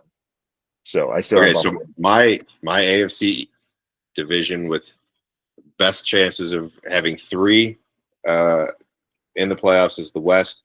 Most likely to have 1 is the East. Do you agree or disagree? I will disagree because I think the South is auto one bid or division. I think the Patriots have a chance. They have a better basically chance. it's You like the Patriots' chances. Correct. I think New England has a softer schedule than Jacksonville, and I think they have better coaching, although Jacksonville has more talent. But I will take New England as that team. I do think the other 4 teams really stink. All right, so let's go AFC playoff predictions. Got to pick 7, and then, like we did last year, give me your next 2 out just so we can see how bad we do. You don't have to have right seeding, just like who are the 7 you see getting in. Okay, give me the Bills. Give me the Ravens. Give me the Bengals. Give me the Texans, the Broncos, the Chiefs, and the Chargers in. Okay. And give me the Pats and the Jags on the outside looking in. Okay. All right. Do you have an overall number 1 seed if I forced you to pick one? It's going to be the Ravens. Ravens. Okay. I am pretty close to what you have. I have Buffalo winning the East. I have Baltimore winning the North. I have Houston winning the South. Do you think it's Denver or Kansas City that wins the West? I mean, I'm going to say it's Denver, but that okay. can't be taken. I was going to say no. I am in agreement. I think that Denver wins the division. It might be very close, but I think that they win the division because I think that they'll beat Kansas City heads up twice this year. Yeah, I think they sweep KC personally. I do think Kansas City still gets in the playoffs. I'm going to say Cincinnati gets in, and I'm going to stick New England in there. And so my first team out is the Chargers, and I will say Jacksonville is the second. So we have the same 9 teams. You are in Chargers, out Patriots. I'm vice versa. Okay. And I think I agree with you. I think Baltimore is the 1 seed. All right. Give me a team that you don't have in that's the 1 chance, like, sleeper team. Like out of the sleeper team, or that could make the playoffs. Yeah, like not in that 9 you just said that's got the best chance to make the playoffs. Like Miami. Okay, you're gonna hate this. I think it's the Raiders. Okay, as long as it's not the Steelers, I'm good. No, it's the Raiders. Miami, I can understand it. Like I said, I think you're right. They're boomer bust. It's the Raiders, and then dude, something about this quiet Texans. Like there's a small chance, but the Texans get on this like Washington-esque rookie season. The Texans you have in the past. The Titans. Titans, okay. I don't think they have the same roster as Washington did last year, but that division's gettable. About them. Yeah, division's gettable. It's interesting. All right, and no, I can get on board. I'm excited to watch them. So yeah. That's okay. So we've got those. Let's go NFC, and then we'll do some end of year predictions, and then we'll wrap up with a 4-team parlay or 4-leg parlay this weekend. We're going to go each pick something from college we like and something from the NFL slate that isn't currently being played that we like. Although I will say my over bet has already hit. So yeah, mine too. All right. Where do you want to start NFC? Do you want to do East since they're playing right now? Yeah, sure. Let's go reverse. Okay. You started off. All right, I'll take the East. I think it's similar to the AFC East, actually. I'm a little down on the Commanders. Okay. I don't have them. What did they finish? 12-5 last year. I don't have them with the same record. I think they're going to have a harder schedule. I think Jaden Daniel's going to get a little maybe caught by the pack type of thing. I don't love the hold in by McLaurin. It just makes me nervous for soft tissue injuries. I still like Dan Quinn as a head coach from like an emotional standpoint, but I prefer him as a coordinator from an X's and O's standpoint. Yeah. I don't know that he's the best head coach, but I like the guy. I think Washington. Go ahead. Sorry, go ahead. I was going to say, what do you think about them punting on Brian Robinson? Do you believe in Bill? I don't. I think that's a terrible. I think that's just an awful decision. Do you think they use Debo more at running back than Fernandez? I think that's what this trade really tells people more than anything, but it's, kind of ass backwards when you think about Debo's age and all, his wear and tear and his injury, kind of likelihood. I don't love that actually at all. I thought Robinson was good for them last year. I think he kind of does what you need him to do. He gets the nitty gritty, decent pass catcher. He can pick up blocks. He's good at the goal line. I thought this was one of the dumbest trades. Like, I think I don't know. It's hard to say, but them losing Robinson and like Dallas losing Micah, like I think is more. It's a more impactful on wins trade, I think. Okay. Do you see them making the playoffs? Do you see them taking a step back, obviously, but do you see them getting in? It'll depend on how I see the rest of the division because I see the North, strong. I see the South weak, and I see the West kind of like I see the AFC South where it's like weak but tight. All right. So, they're definitely, in the wild card hunt. Okay. I see no competition for the Eagles in the division. Who's worse, Giants or Dallas? Before tonight, I would have said Dallas. No, I probably would have continued to go. That's tough, man. The Giants might have like one of the best units of the entire division with that defensive line, but I think we're going to see Dart, before the bye. I think we'll probably see Dart in October. And I hope we do, honestly. I think he needs as much chance to figure it out as possible. So I'll say Dallas because I think Dallas is so thin. They're so top heavy with talent at like 4 positions, and then they're just kind of bad. Like if Dak goes down again, this is a bad team. If CD goes down again, this is a bad team. they lose an offensive lineman. This is a bad team. I think Dallas might actually be in the cellar. Okay.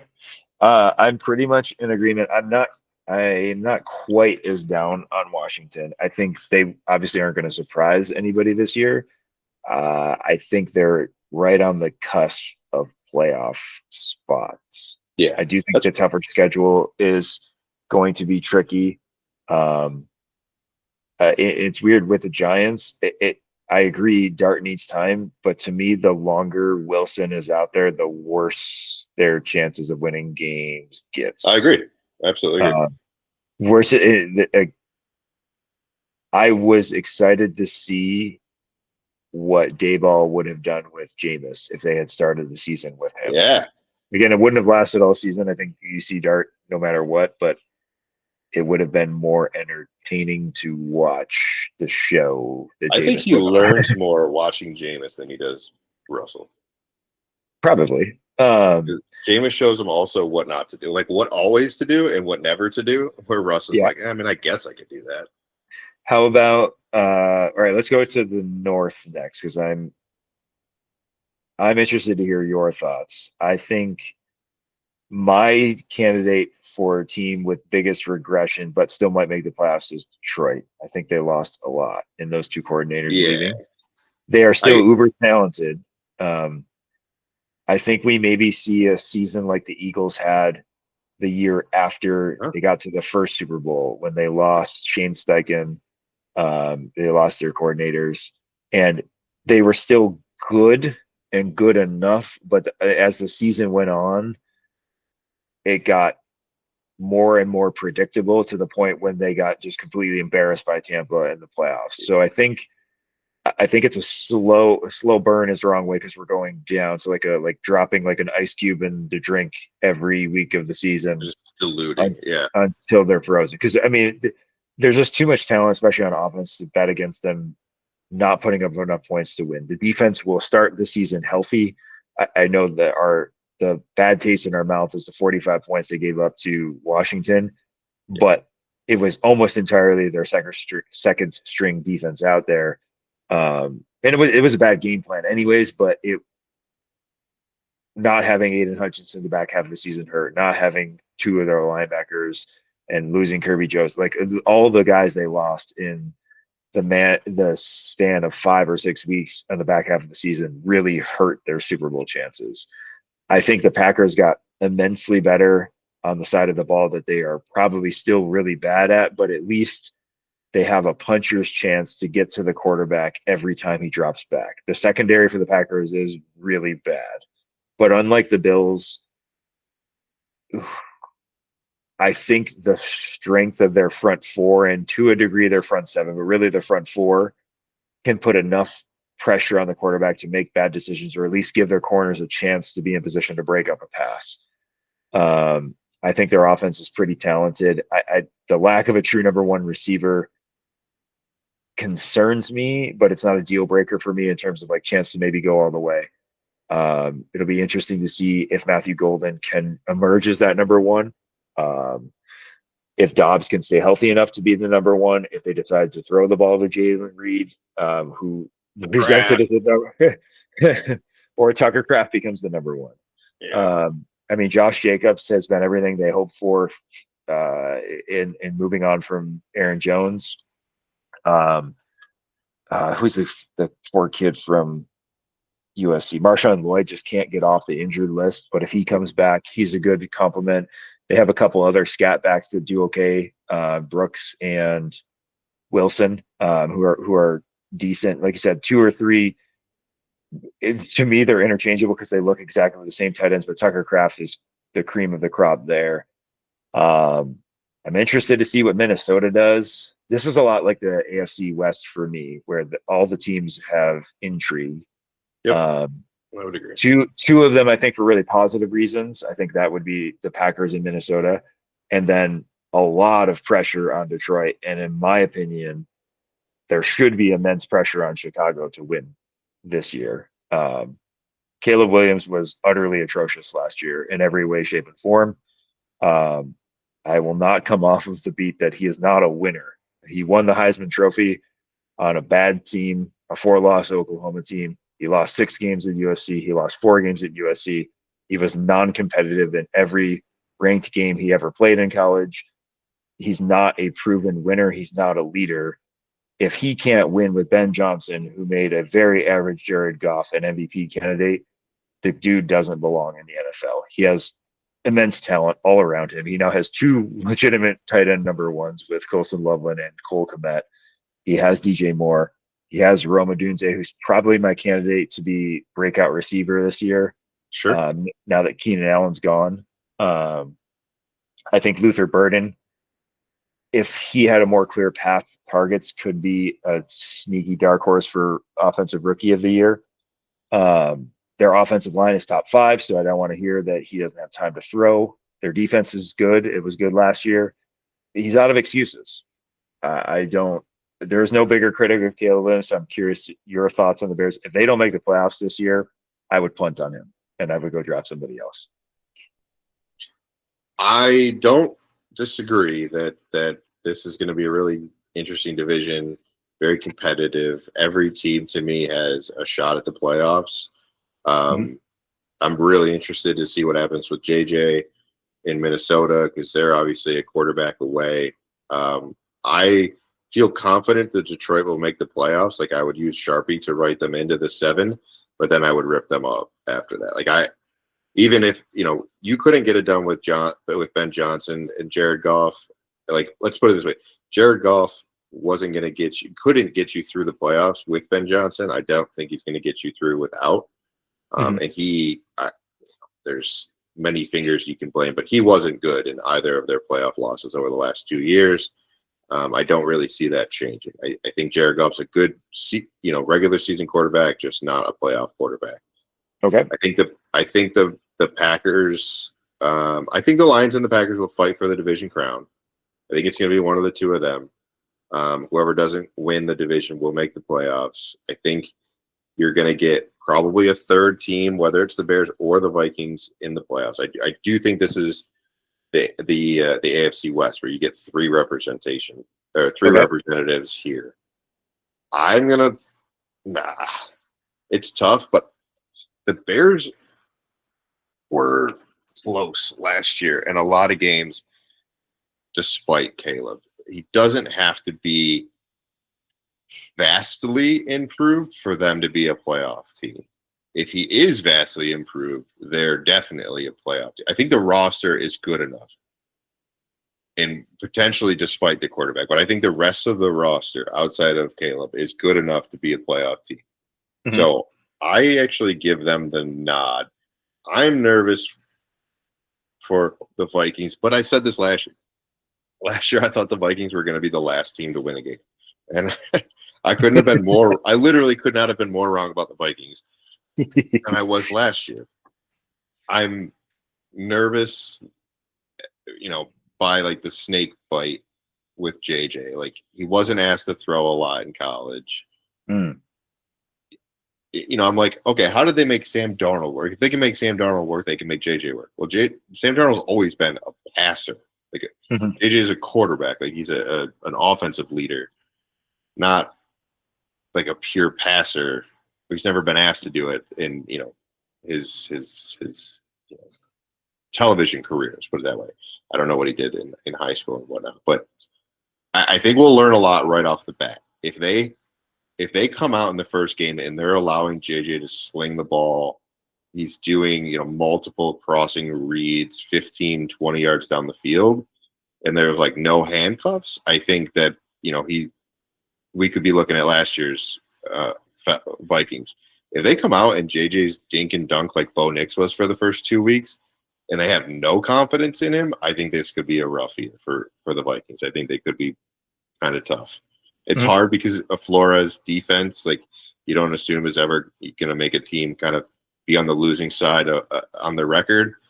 But, not having Addison, heaven forbid something happens to Justin Jefferson, like, I think this team kind of crumbles.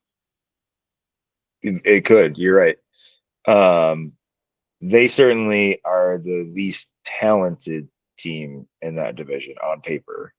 Right, like they have the number 1 talent in the division, but the rest of the roster is the least talented.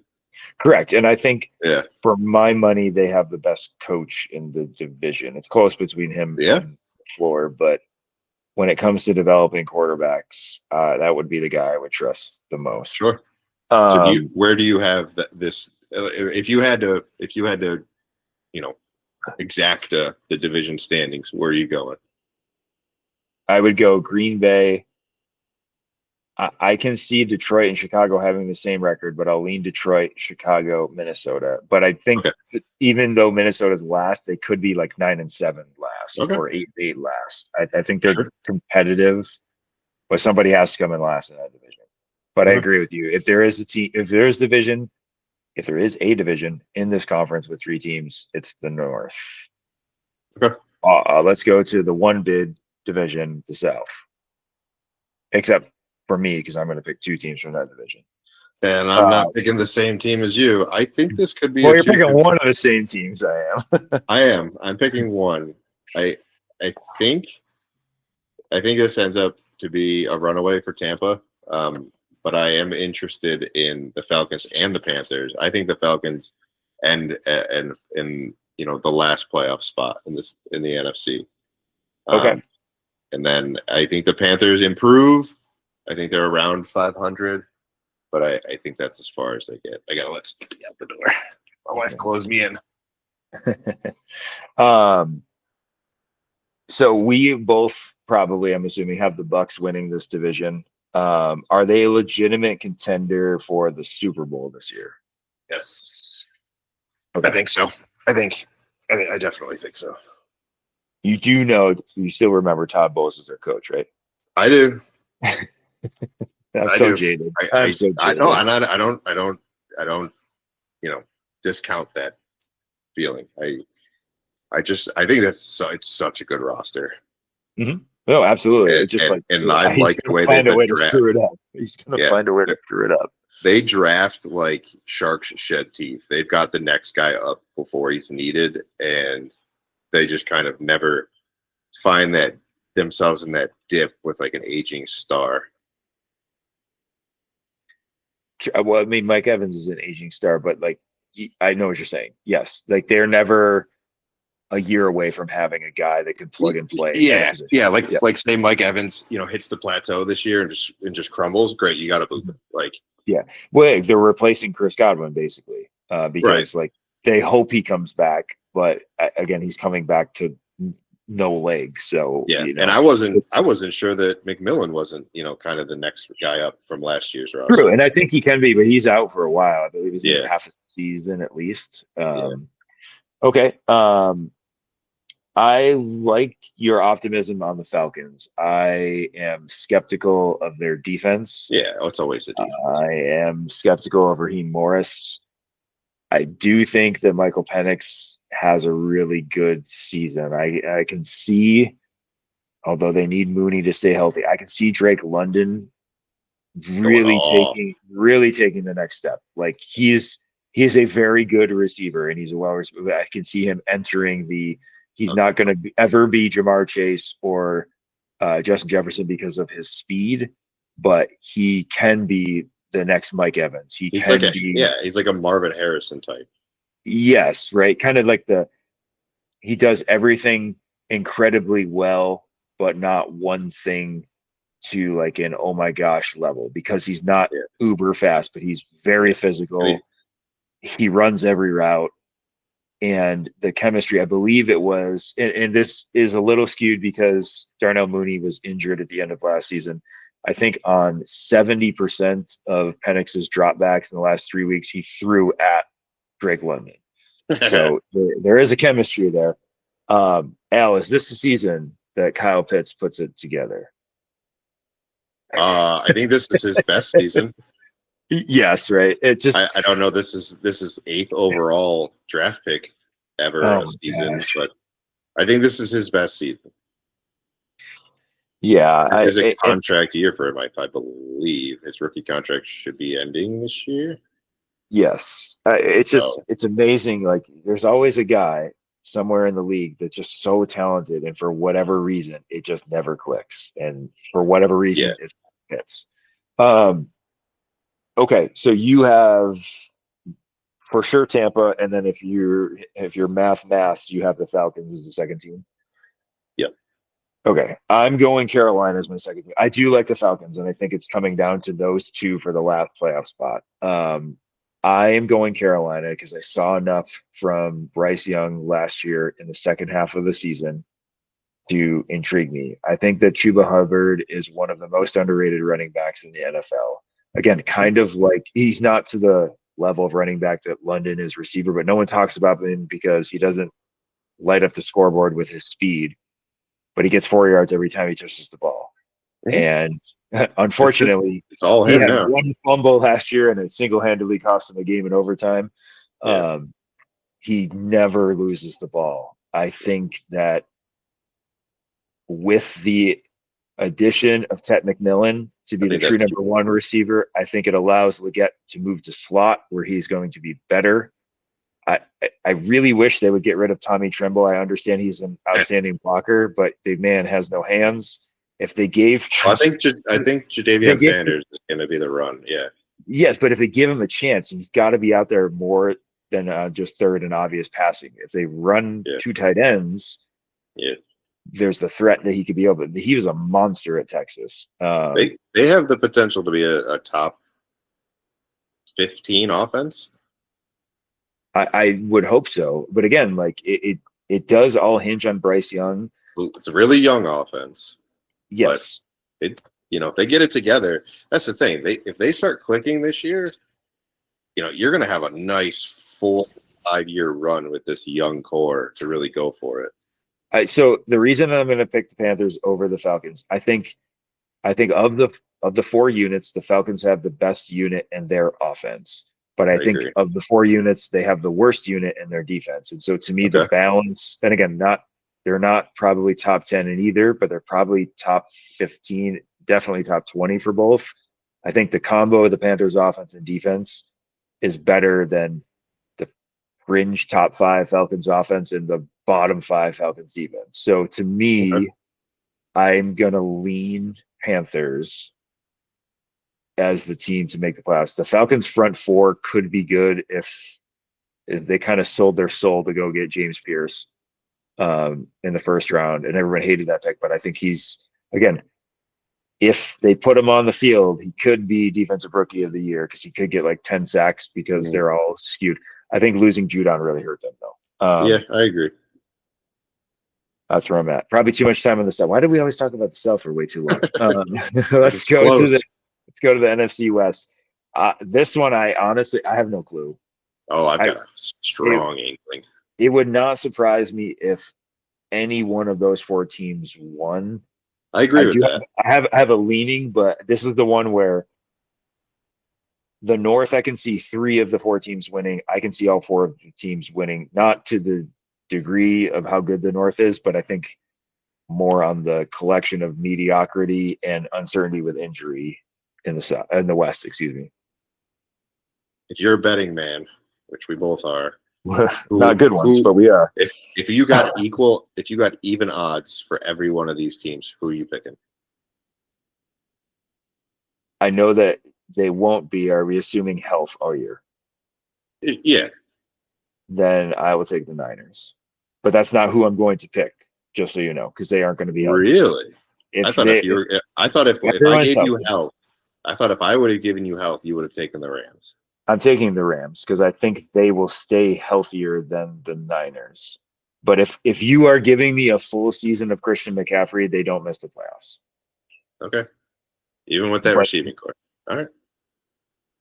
yes, Okay. I'm a That's way totally bigger fine. believer. I'm a big believer in Ricky Pearsall. I think he completely makes people forget about Debo. All right. I understand he's white, but if people watched him at Florida, he did exactly what Debo did.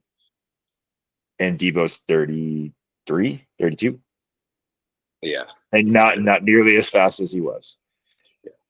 I think Ricky Pearsall is, again, this is barring health. He played 4 games last year and was injured in the last 2. So I think adding Brian Robinson, is way bigger than people understand.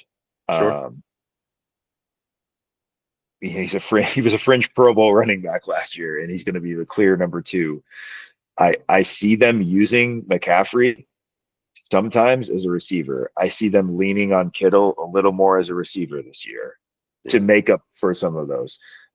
Am I concerned that Jawan Jennings is their most proven receiver going into the season? Absolutely. um, at some point, again, assuming health, Brandon Ayuk comes back, that's a big addition. See, I do think that this division is the most contingent on health. Oh, absolutely. Yes. And because of health, if you take health away, you put the Niners last, just so you know. If I'm looking at everything in the real world, yes. I have no faith in the health of Stafford or half of that Niners offense. I'm taking the Cardinals. Oh, okay. All right. I know. I think the Cardinals are make me believe. I think the Cardinals are a sneaky like 11-16 this year. Okay. Why? I think the offense takes a step forward, and I think part of that is a phased approach with the running game. I think Trey Benson gets involved and James Conner gets weaned, but is efficiently weaned. I do think that Marv takes a step, like a pretty big step. Him and McBride, that's a great 1-2.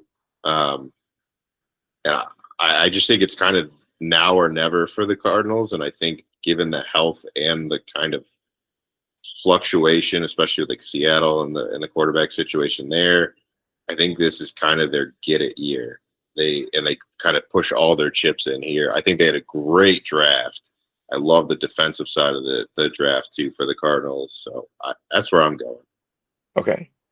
Let me pitch you the Rams. I mean, they're not hard to pitch, but it's very contingent on health, but to me, less so contingent on health than the Niners, because the Niners have 5 or 6 red flag, I'm always injured guys.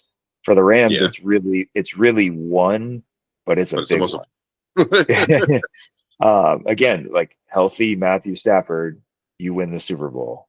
Unhealthy Matthew Stafford, Sean McVay looks like the average coach that he is. I think that's what it is. I think they missed. Stafford misses half the season. They miss the playoffs. I think if he plays, 3/4 of the season, they're probably going to win the division. But I honestly don't see it. I think this might be Stafford's last year. Oh, I think it could be his last year because of I think kind of forced to be his last year. Gotcha. I think he gets knocked out. Yeah, so you don't believe in Stetson Bennett fourth, huh? Okay. I don't know, and that's the thing. I don't think they have a good. You're not alone on that. No one believes in. No, I don't think they have a good backup quarterback plan. I think they're as much as an awesome addition as Devontae Adams is. I mean, Adams was a 2014 draft class. Like Adams is old. He obviously has to deal with injury. Well, I am interested to see how him and Stafford mesh, because Stafford hasn't had a Devontae Adams type build since Megatron. Yeah. And so Megatron was fast and still young. I completely agree, but I'm saying body and route tree wise, okay. He's had the slashers and dashers for years, and then his deep guy was Tyler Higbee. So I think Puka needs somebody else to not get him open, but he needs somebody else to threaten different spots of the field that he can not necessarily handle. Puka's not handling go routes on a back shoulder fade. That's just not his game, but that's Stafford's game. So the marriage is there. If they both didn't have a combined age of 70, I might feel better. Okay, one team we haven't talked about is Seattle, who might be health-wise the most stable of all. I am not touching their quarterback situation with a 10-foot pole. To me, Sam Darnold, until he proves otherwise, was a one-off because of Kevin O'Connell. I agree. Sam Darnold was bad for the Jets. He was bad for the Panthers. He was bad as the backup for the Niners. And then he had one glorious year because he had a coach that made Josh Dobbs look like an all-pro so well that he even got a nickname, the Pastronaut. So, I need to see it from Sam Darnold, and I think he's going to fall right back on his face this year. You ready for this one? I love their running game, but I don't believe that JSN is really, really good, but I don't know he's a true number one. I think losing DK is bigger. Agree? Go. Sorry, go. No, I agree with all of that. I would take a bet on over 2.5 starts for Jalen Milroe this year. Yeah, I could see that. I could definitely see that. That wasn't my like least favorite pick that they made. I thought they made a smart pick there. Yeah, I thought it was. They didn't invest. They didn't invest a huge draft pick. They I didn't mind them grabbing Arroyo for the tight end position. Actually, they had tight end twice. Yep. Yeah, I think Seattle finds themselves in with a low single-digit draft pick. Well, game back on in a half hour. Anyways, okay, so let's pick them. What do you got for yours, Devin? I am curious to see because I think we'll have some disagreement here where you land, especially in the 6, 7, 8, 9 range. Okay, give me the Eagles. Okay. Give me the Packers. Yep. Give me the Bucks. Okay, and West. Give Arizona? me the Cardinals. Okay. Now give me Detroit. Yep. Give me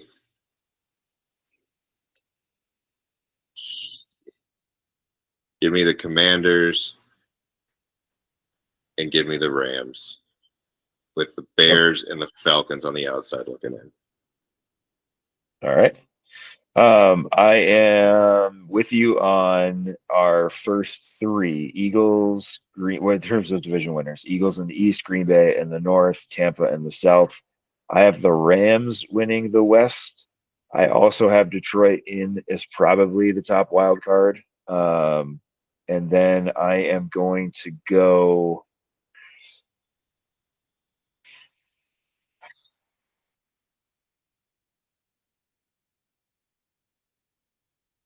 Chicago, Carolina, Washington, Atlanta, next two out. Oof. Okay. I am picking Chicago so that they won't make the playoffs. I'm 100% hedging right here. So I truly believe the Panthers are going to make the playoffs this year. Out of everything, the only teams that we really have vast differences on are the Panthers and the Cardinals. Yeah. In the NFC, in the AFC, I'm in on New England, and you're not. Oh, that's right. I'm not. Yeah, I don't have. And who do I have? I believe in the Chargers probably more than you believe in New England. Okay. But so again, which means if we're this close, we're going to be really, really, really wrong. But anyways, it would be a shock to the script if we're not pretty close. I got to be honest with you. I feel like there's more discrepancy in the NFL now than there has been in a while. Like there's the top half or top third of the league, and then there's everybody else. Yep. I really do feel like it's going to be tough to kind of flip the script on a lot of teams. So let's go based on your playoffs, conference finals, and eventual Super Bowl champion. So who do you have playing for AFC, NFC championship? Who do you have winning, and then who do you have winning the Super Bowl? I think it's gonna be I want it to be. I don't think Denver is going to make the AFC Championship game, even though I think they will. I don't know if they're ready. All right. Give me a Bills-Ravens AFC Championship game. Okay. Give me the Ravens to win. All right. And give me an Eagles-Bucks NFC Championship game. With the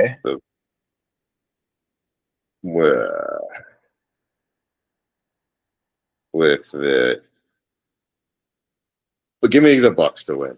Hell with it. Alrighty. And then you have Baltimore or Tampa? think it's gonna have to be Baltimore. Oh, But no. how? No, I can't be. If the Eagles can't beat the Bucks, then the Ravens can't beat the Bucks. Because my whole thing is Vita Vea in the middle, no running.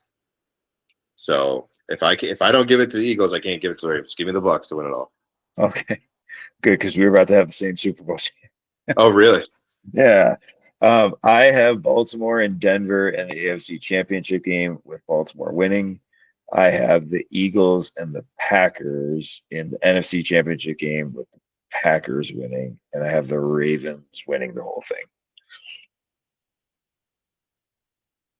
I think that's much more realistic than mine. Well, I mean, like you have a shoe-in playoff team, so like Tampa has, like you said, Tampa has a path to the 1 seed, which is Yeah. wild, but also really cool. Um, but they're going to have to thread a tighter needle than some of the other teams to get there. I agree. Okay, real quick, MVP rookies in Opoy and Depoy, and then we'll do our bet and we'll get out of here. I mean, if I'm going with it all, I'm going with it all. I think it's Baker. Baker at plus 2,500. Yeah. All right. It's a narrative. It's a narrative league, man. I think if Tampa wins the 1 seed, then it's got to be Baker. It's not off the board. I'm gonna say Burrow wins the MVP, even though I don't have the Bengals making the playoffs. He is currently plus 700, which is third best. Baker is tied for 10th. Him and Brock Purdy. Rookies of the year. Is this Genty in a landslide, or does Cam Ward do enough? Travis Hunter, someone off the board. I mean, I could go Abuka, but I won't. He's sixth. Is he? Mm-hmm. I think the Raiders are going to be decent. I think it's going to be Genty. I think I'll tell you what. You asked me this probably 3 weeks ago. I would have thought it was Hampton, but the Rashawn Slater injury. He's third best. Hampton. Yeah, the Rashawn Slater injury on the O-line, and then Najee Harris coming back. I don't think Najee's great, but I think it creates more of a timeshare to where he just doesn't have the opportunities. So, yes, I guess I'll go Genty. I'll go Cam Ward for the sake of being different, but that's probably genius, actually. Yeah, I mean, it's probably smart. I'm leaning a little bit towards. I think Genty's just going to have so many opportunities, right? And offensive rookie, defensive rookie are not necessarily based on how well the team does, as opposed to individual. Defensive rookie of the year. So up there is Abdul Carter, Jalen Walker, Mikael Williams, Mike Green, Travis Hunter, Jihad Kimball, Mason Graham. Anyone? I have a guy off the board, and I already said his name. I have one guy off the board, but I don't think I wouldn't bet it per se. But again, going with my narrative, if Arizona has a good year, and because of the slide that Will Johnson had, I think if he comes out and has a very good season, because of the narrative of the slide. I think Will Johnson could get an interesting nod for Depoy. He's top 10. He's Is he? 10. He's plus 2,000. I'm going to go James Pierce. He's a little bit better odds, or lower odds, plus 1,600 for Atlanta. I think that with the departure of Matthew Judon, he now becomes an everyday player. And I think he racks up a bunch of sacks, because I think based on how their defense is going to operate, that's the only way they're going to keep teams off the board. If I had to take somebody like, a favorite or something, I because of the unit he's playing with, I think the whole Giants defensive line can get wild this year. In necessarily not a good season record wise, but I think they could put up some sack numbers, and Abdul Carter could win it. Carter is the landslide favorite. He's plus 225. I mean, I'm not surprised, and if I was going to bet it, offensive rookie is closer between Genty and Ward than defensive rookie. They could cannibalize each other's sacks, and he ends up with like 6. So we both went with an offensive guy for MVP. So we'll leave Opoy off the list. Although it looks like they're putting non-quarterback odds only on this. So Saquon, Jameer, Henry, Bijan, CD are the top 6. Excuse me, bad math. Non-quarterback division. So a non-quarterback. Oh boy. I think they do that every year, right? Because quarterback Yeah, essentially, yeah. pretty much. Give me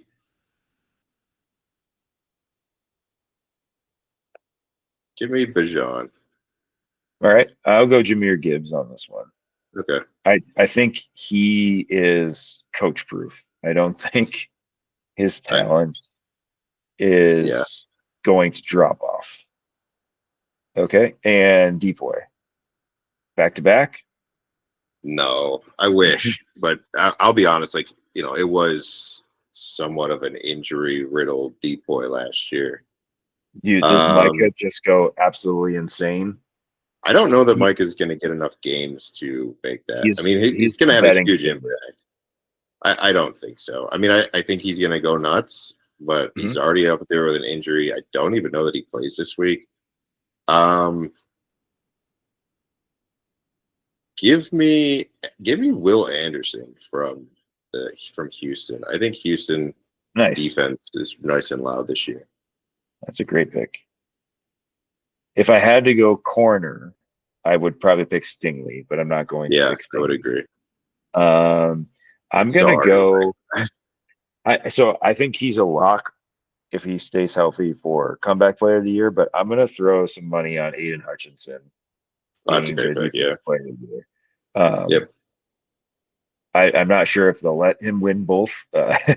So my concern is if he has a really good year and so does somebody else, they'll be like, okay, we'll give him comeback player, barring somebody dying on the field.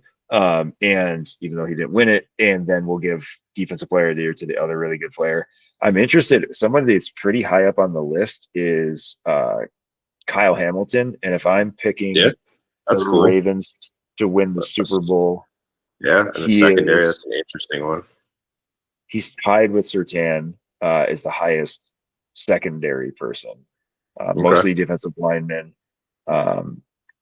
Benito, and I guess Will Anderson kind of as a flex. But I'll tell you what, if your Panthers make the playoffs, that's a Brian Burns bet. He's on the Giants. Or not Brian Burns anymore. Yeah, shoot. That is what happened. Yeah. Yeah. So I think it's NFL is always an interesting season. Yeah, I mean, do you want to run down picks for week 1 real quick? Now we got time with this away. Sure. Yeah, we don't have to. Let me pull up the odds real quick.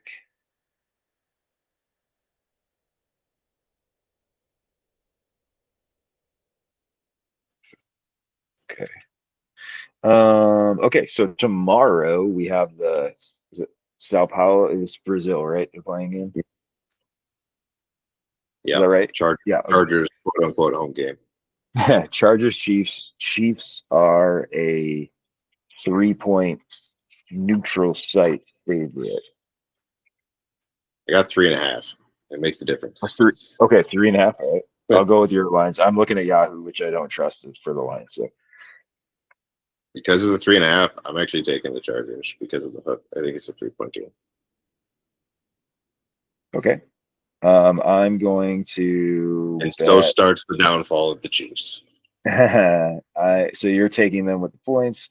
I'm going to take the Chiefs minus 3.5. Okay, then we have Sunday slate, which should be fun. We have Bucks Falcons. Bucks are on the road, but a 1.5-point favorite. Yeah, I'll take the Bucks. I do like this game though. This is the 1:00 game that I'm most interested in. So it's the one I want to watch the most, but I will watch the Jets game.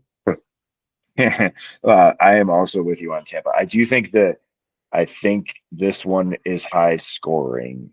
As I'm looking at the Falcons are going to get them, it's because it's week 1. Like this is a good schedule for the Falcons. This is their chance to get them. I think.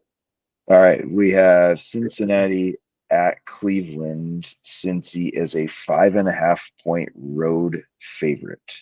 Dude, I've been burned by the Bengals so many times in week 1, but I'm gonna take him again. If not this year in week 1. Then never. Yeah. It's Okay. I am with you because I don't think Joe Flacco is going to be any good this year. no, I agree. That is I my think bet every I year. think he's a And you pumpkin. as Yeah. well. Cinderella run is over. To me, this is one of the least intriguing games of the 1 o'clock window. Miami at the Colts. I think this is Minus sneaky over here. Indy is -1 at home. I'm gonna take the Dolphins. I think the Dolphins come out of the gate on fire for the first like 2 weeks and then just kind of fizzle. But yeah, I think it's a Dolphins game. I am on Miami as well. I think the Colts are just not good. Um, Raiders, Patriots. New England is a 2.5 point home favorite. I'm betting the Raiders everywhere I can with plus money. Okay. So I'm taking the Raiders to win straight up. All right. I will give you the points anyways. I am taking New England here because they got to find a way to get to 9 wins, and this is one of them. 9 is uh, fine. The over under on the season is 9.5. I took the under. we 9 is have fine. the Cardinals traveling to New Orleans. Arizona is a 6.5 point road favorite. No concerns here. Give me the Cardinals. So I am way on the Cardinals. I am avoiding this as my pick for Survivor, though, because I think everyone is going here. That's fair. I'm in 2 Survivor leagues. This is one of my picks, but that I completely understand. I think it's the safest pick, which is why I'm not picking it because I did that last year when I picked somebody and they lost. I was like, oh, fun. We have Giants at Commanders. Washington is a 6 point home favorite. I'm taking the Giants with the points. Okay. All right. Do you think Washington wins outright? I do, but they beat the Okay. Giants by a combined 6 points last year, and both games were super close, and the under in both. So I'm taking the Giants with the points and the under. Okay. I'm going to take Washington here, and it's more a bet against Russell Wilson than it is for the Commanders. If Jameis or Dart was playing this game, I would probably take the Giants to cover at the least. I'll be honest with you, it's the opposite for me. I don't think Russ lets this one get away, but he never gets close enough to win. Whereas Okay. Dart, like I don't think Russ throws a pick to where Jameis or Dart do. I think Russ keeps them close enough, but never wins. All right. Panthers at Jaguars. Jags are a 3.5 point home favorite. This is my first like real stay away of the week. If I had to pick it, You have to pick it. I'm no sure. I'm gonna. Gun to Do my head, it. I take the Jags. Panthers. Oh, come on. No, I hate the hook. I You think if this is a guys. 2.5, I'll buy this down to 2.5 for the Jags. Okay. Dude, the guy hit a 70-yard field goal. I'm all on it. I'm on the Panthers. I understand. Titans at Broncos. What do you do Broncos. the Jets, man? Oh, sorry, because I'm on Yahoo. They're at the top, but I scrolled right past that. We'll come back to that in a second. Sorry. Okay, let's do it because it is the last of the 1 o'clock games.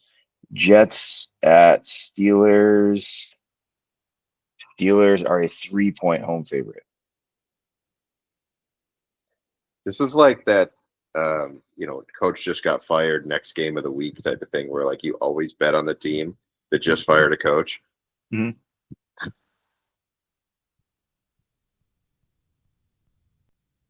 This might be the only week of the season. 3.5. Yeah. Okay, fine. Because of that, I'll take the Jacks plus 3.5 at home. I'm definitely taking the under, though. I'll tell you that. It's only at 35.5, but I'm still taking the under. Oh man, you got bad. I got 38.5. Oh shoot! It's an extra field goal in there. So all right, you're on the Jets as well. Okay. This again. I'm sure I haven't looked at the full schedule, but I'm sure there's a game they might actually be favored. But I'm playing the revenge factor. They're downplaying it, but they want to kill Rodgers. Yeah. This might be like Aaron Glenn runs off the sidelines and tackles him type of game. Anyways, All right, back to the Broncos in the 4 o'clock window. Titans at Broncos. Denver 8.5 point home favorite. I believe this is the largest spread of the week. Yeah, the book's opened at 6.5. That's when I got it. If this gets to Okay. 9.5, I'm staying off of it. But I'll All still right. take the Broncos now. I think if it gets to 9, though, I'm probably not betting this 'cause I agree. there I could be might some buy backdoor this. numbers. I might buy this down to 6.5, but I do. Yeah, Denver's going to win, and I will trust them to cover at home. this is a good Survivor pick. I think you and I do Survivor this year, and I'm not taking this. There's actually one other team that I really like this week Okay. that I'm not that I'm unlikely to take later on. That's why I like them this week. Interesting. Have we already picked that game? No, it is a game upcoming. Okay. Niners at Seahawks. San Fran is a 2.5 point road favorite. You're taking the Niners. All right. That's your Yeah, survivor. we're this is my Survivor pick. Just saw Yep, it. Niners and everybody's healthy. Yep, that's not a bad bet right there. Okay, so you're on San Fran. I'm also taking the Niners minus 2.5. The Seattle the road game in Seattle doesn't quite mean what it did a few years ago. Uh-huh. Man, this is a great 4 o'clock window Yeah, game here. it is. All of them are great. Detroit at Green Bay, and Green Bay is a 2 point home favorite. I would really like to know if Micah plays this game. I bet the line moves if he does. Yeah, Usually, I probably to 3.5 if he plays. I am going to take the Lions here. I think they're going to make a statement like, "Don't worry about the coordinators." I think this is an interesting game. I think I'm going to take the Lions. Healthy Hutch. Mhm. Yeah, give me the Lions here, and what is actually an upset. This is a game I won't bet. I'll bet props and maybe the over, but I won't probably touch money line here because I don't think it's a field goal game, but I don't know who's going to win. I am on the Packers because they're my Super Bowl pick to get to the Super Bowl. The Packers have notoriously started slow the last couple of years. Mhm. Not quite as bad as the Bengals, and this is a tough task because again, the Lions are going to take a step back, but they're still going to be a really good football team. Like they're stepping back from 14-2, not 9-8. Yeah, I think the loss of a coordinator is felt later in the season than I early. agree. Yep. I think it's more slow burn. Texans at Rams. Rams are a 3 point home favorite. You going healthy Rams strategy here? I want to, but I don't even know if Stafford's healthy. Houston defense. This is a great defensive matchup too, because the Rams defense with Jared Verse and that line. Mhm.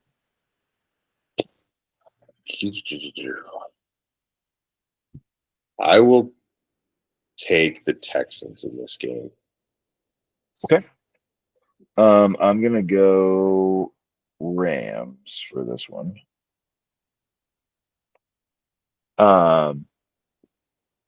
We have. Oh, sorry, lost my. Now we're on to Sunday night. Oh, this might be the best Sunday night game of the year. We Yeah. have possible AFC Championship game. Definitely two playoff teams, barring catastrophe. Um, Ravens at Bills. Baltimore 1 point road favorite. Yeah, I'm going to take the Ravens. I think this is another good kind of in the schedule. This would be a good time for the Bills to get them. Mhm. But I think the Ravens, the discrepancy in defenses here, I'm going to take the Ravens. Yep, I am also on the Ravens. The Ravens, since Lamar has been the quarterback against the Bills, are 3-1 in the regular season, 0-2 in the postseason. Since we're kicking off the regular season, I'll be on Baltimore here. Again, unless they're blown out, I don't think this type of home loss derails the Bills in any, barring again an injury to Josh Allen. This is kind of like a Texas loss to Ohio State. It hurts, but it doesn't ruin your season. Mhm. Monday night, good one. The Vikings and the Bears were at Soldier Field, but Minnesota is a 1.5 point road favorite. I'm going to take the Bears here. I think this is a huge stage for JJ to kind of come out to. I think I'm on the Bears as well, getting points at home.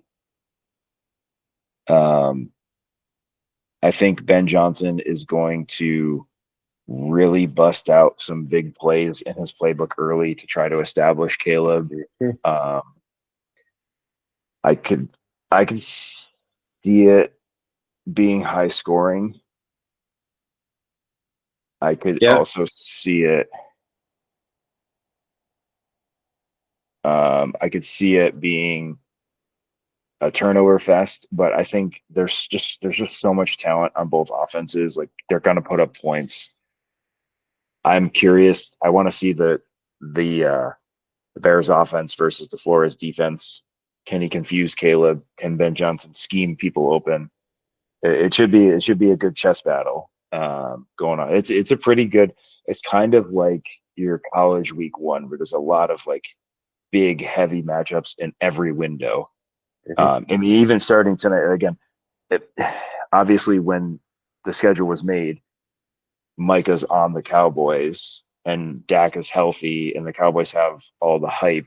Obviously, they took a huge blow earlier this week, but then you've got two potential playoff teams, one Super Bowl potential team tomorrow, KC and the Chargers. Your 1 o'clock window is fairly loaded. I think a lot of eyes are going to be on that Washington game, but I think Tampa Atlanta is a good matchup. I think for the narrative, the Jets Pittsburgh is a good matchup. Then your late window, you have last year's rookie breakout Bo Nix against Cam Ward. This year's rookie of the year potential candidate Detroit Green Bay. Houston and the Rams is huge, and then nightcap is Buffalo, Baltimore, and then you got Minnie and Chicago. Not enough for the first down. Minnesota and Chicago to round out week one. So yeah, we'll come back and see how we do on our picks there. I think last thing on our way out the door, we talked about we were going to each pick something in college we really liked and something in the pros that we liked. So I'll hop on to DK and I'll throw a bet down here. We'll see how we do. One bet a week, throw a lot of money. So I am actually on two different over unders here, or sorry, on overs for college. I am going to take the South Florida game to go over 54.5. Sure. That is currently minus 138, so almost even odds there. And then I actually bought the Ravens over up to 27.5 to get plus juice on it, plus 124. So in those games that the Ravens beat the Bills, they're averaging 36 points in the regular season. Yeah, in the playoffs, they're averaging like 12. Yeah, I like that a lot. I am very scared how bad Buffalo's defense is going to be. If they're going to be really bad, I think it's going to be really bad in week one. All right, what do you want to throw in here with me? Right now, we're sitting at plus 286. We're adding college too, or no? You give me one thing you like in college to throw on this, and one thing in the pros. Could be a prop. I can get almost all the props on DK in the NFL. College is a little iffy. And then, I mean, I'm assuming I'm not going to take much convincing from you. Western Kentucky's a 7.5-point dog to Toledo. The outright win is plus 230. You're going all right. We go all right. We do it. Let me just find them. Wow, no respect for Big Red. Yeah, I can't believe it. I mean, Toledo's fine and all, but come on. I mean, Toledo took Kentucky to the wire last week. Letdown game. Oh, there it is. So you want them plus 230 straight up? Yeah. All right, they're in. All right, we're now at plus 1174 on our. Okay. What do I like that's plus money in NFL? I like. You can go on a sure bet. We're still going to have great odds on Big Red. Well, that's true too. Big gamble. No, it's all good. What do you really like? Something you're like, yes, that's gonna happen. I mean, I'm hammering the Raiders, and I'm hammering uh, the Giants. But let's do. Let's take a simple one. Let's take my survivor pick. Let's just take the Lion or the Niners in a straight up win. Niners to win. Should be what, like minus 140, 130. 130. Okay. All right. So we have a plus 2150 bet. I have a no sweat bet from last week's disastrous week 1 in college betting. So it's a $5 no sweat bet to win 107. All right. We'll know if we're live very soon on Saturday. Yeah, it could be an all or nothing first bet there. Although the Florida game is going off first, I'm super confident that game's going high because it's two really good offenses. The defenses are good, but I see both teams touching 30 in a competitive matchup. Awesome. All right. Well, it was a good first episode back, a long one, but as always, the season preview is. And I'm excited to watch the rest of this game. I'm very surprised how game Dallas has been. The delay can only help them Yeah, absolutely. because Philly's got a little bit of doubt here creeping in. So Yeah, I would all agree. right. This is a new ball game here. All right, man. So I will try to figure out how to get this recording up to YouTube, and we'll hopefully it'll pop there and everything work just dandy. All Enjoy the right, beat. for Al, I am Nick signing off this week for the Super Sports Bros podcast. We'll see you next week, sports fans. Take care. See ya.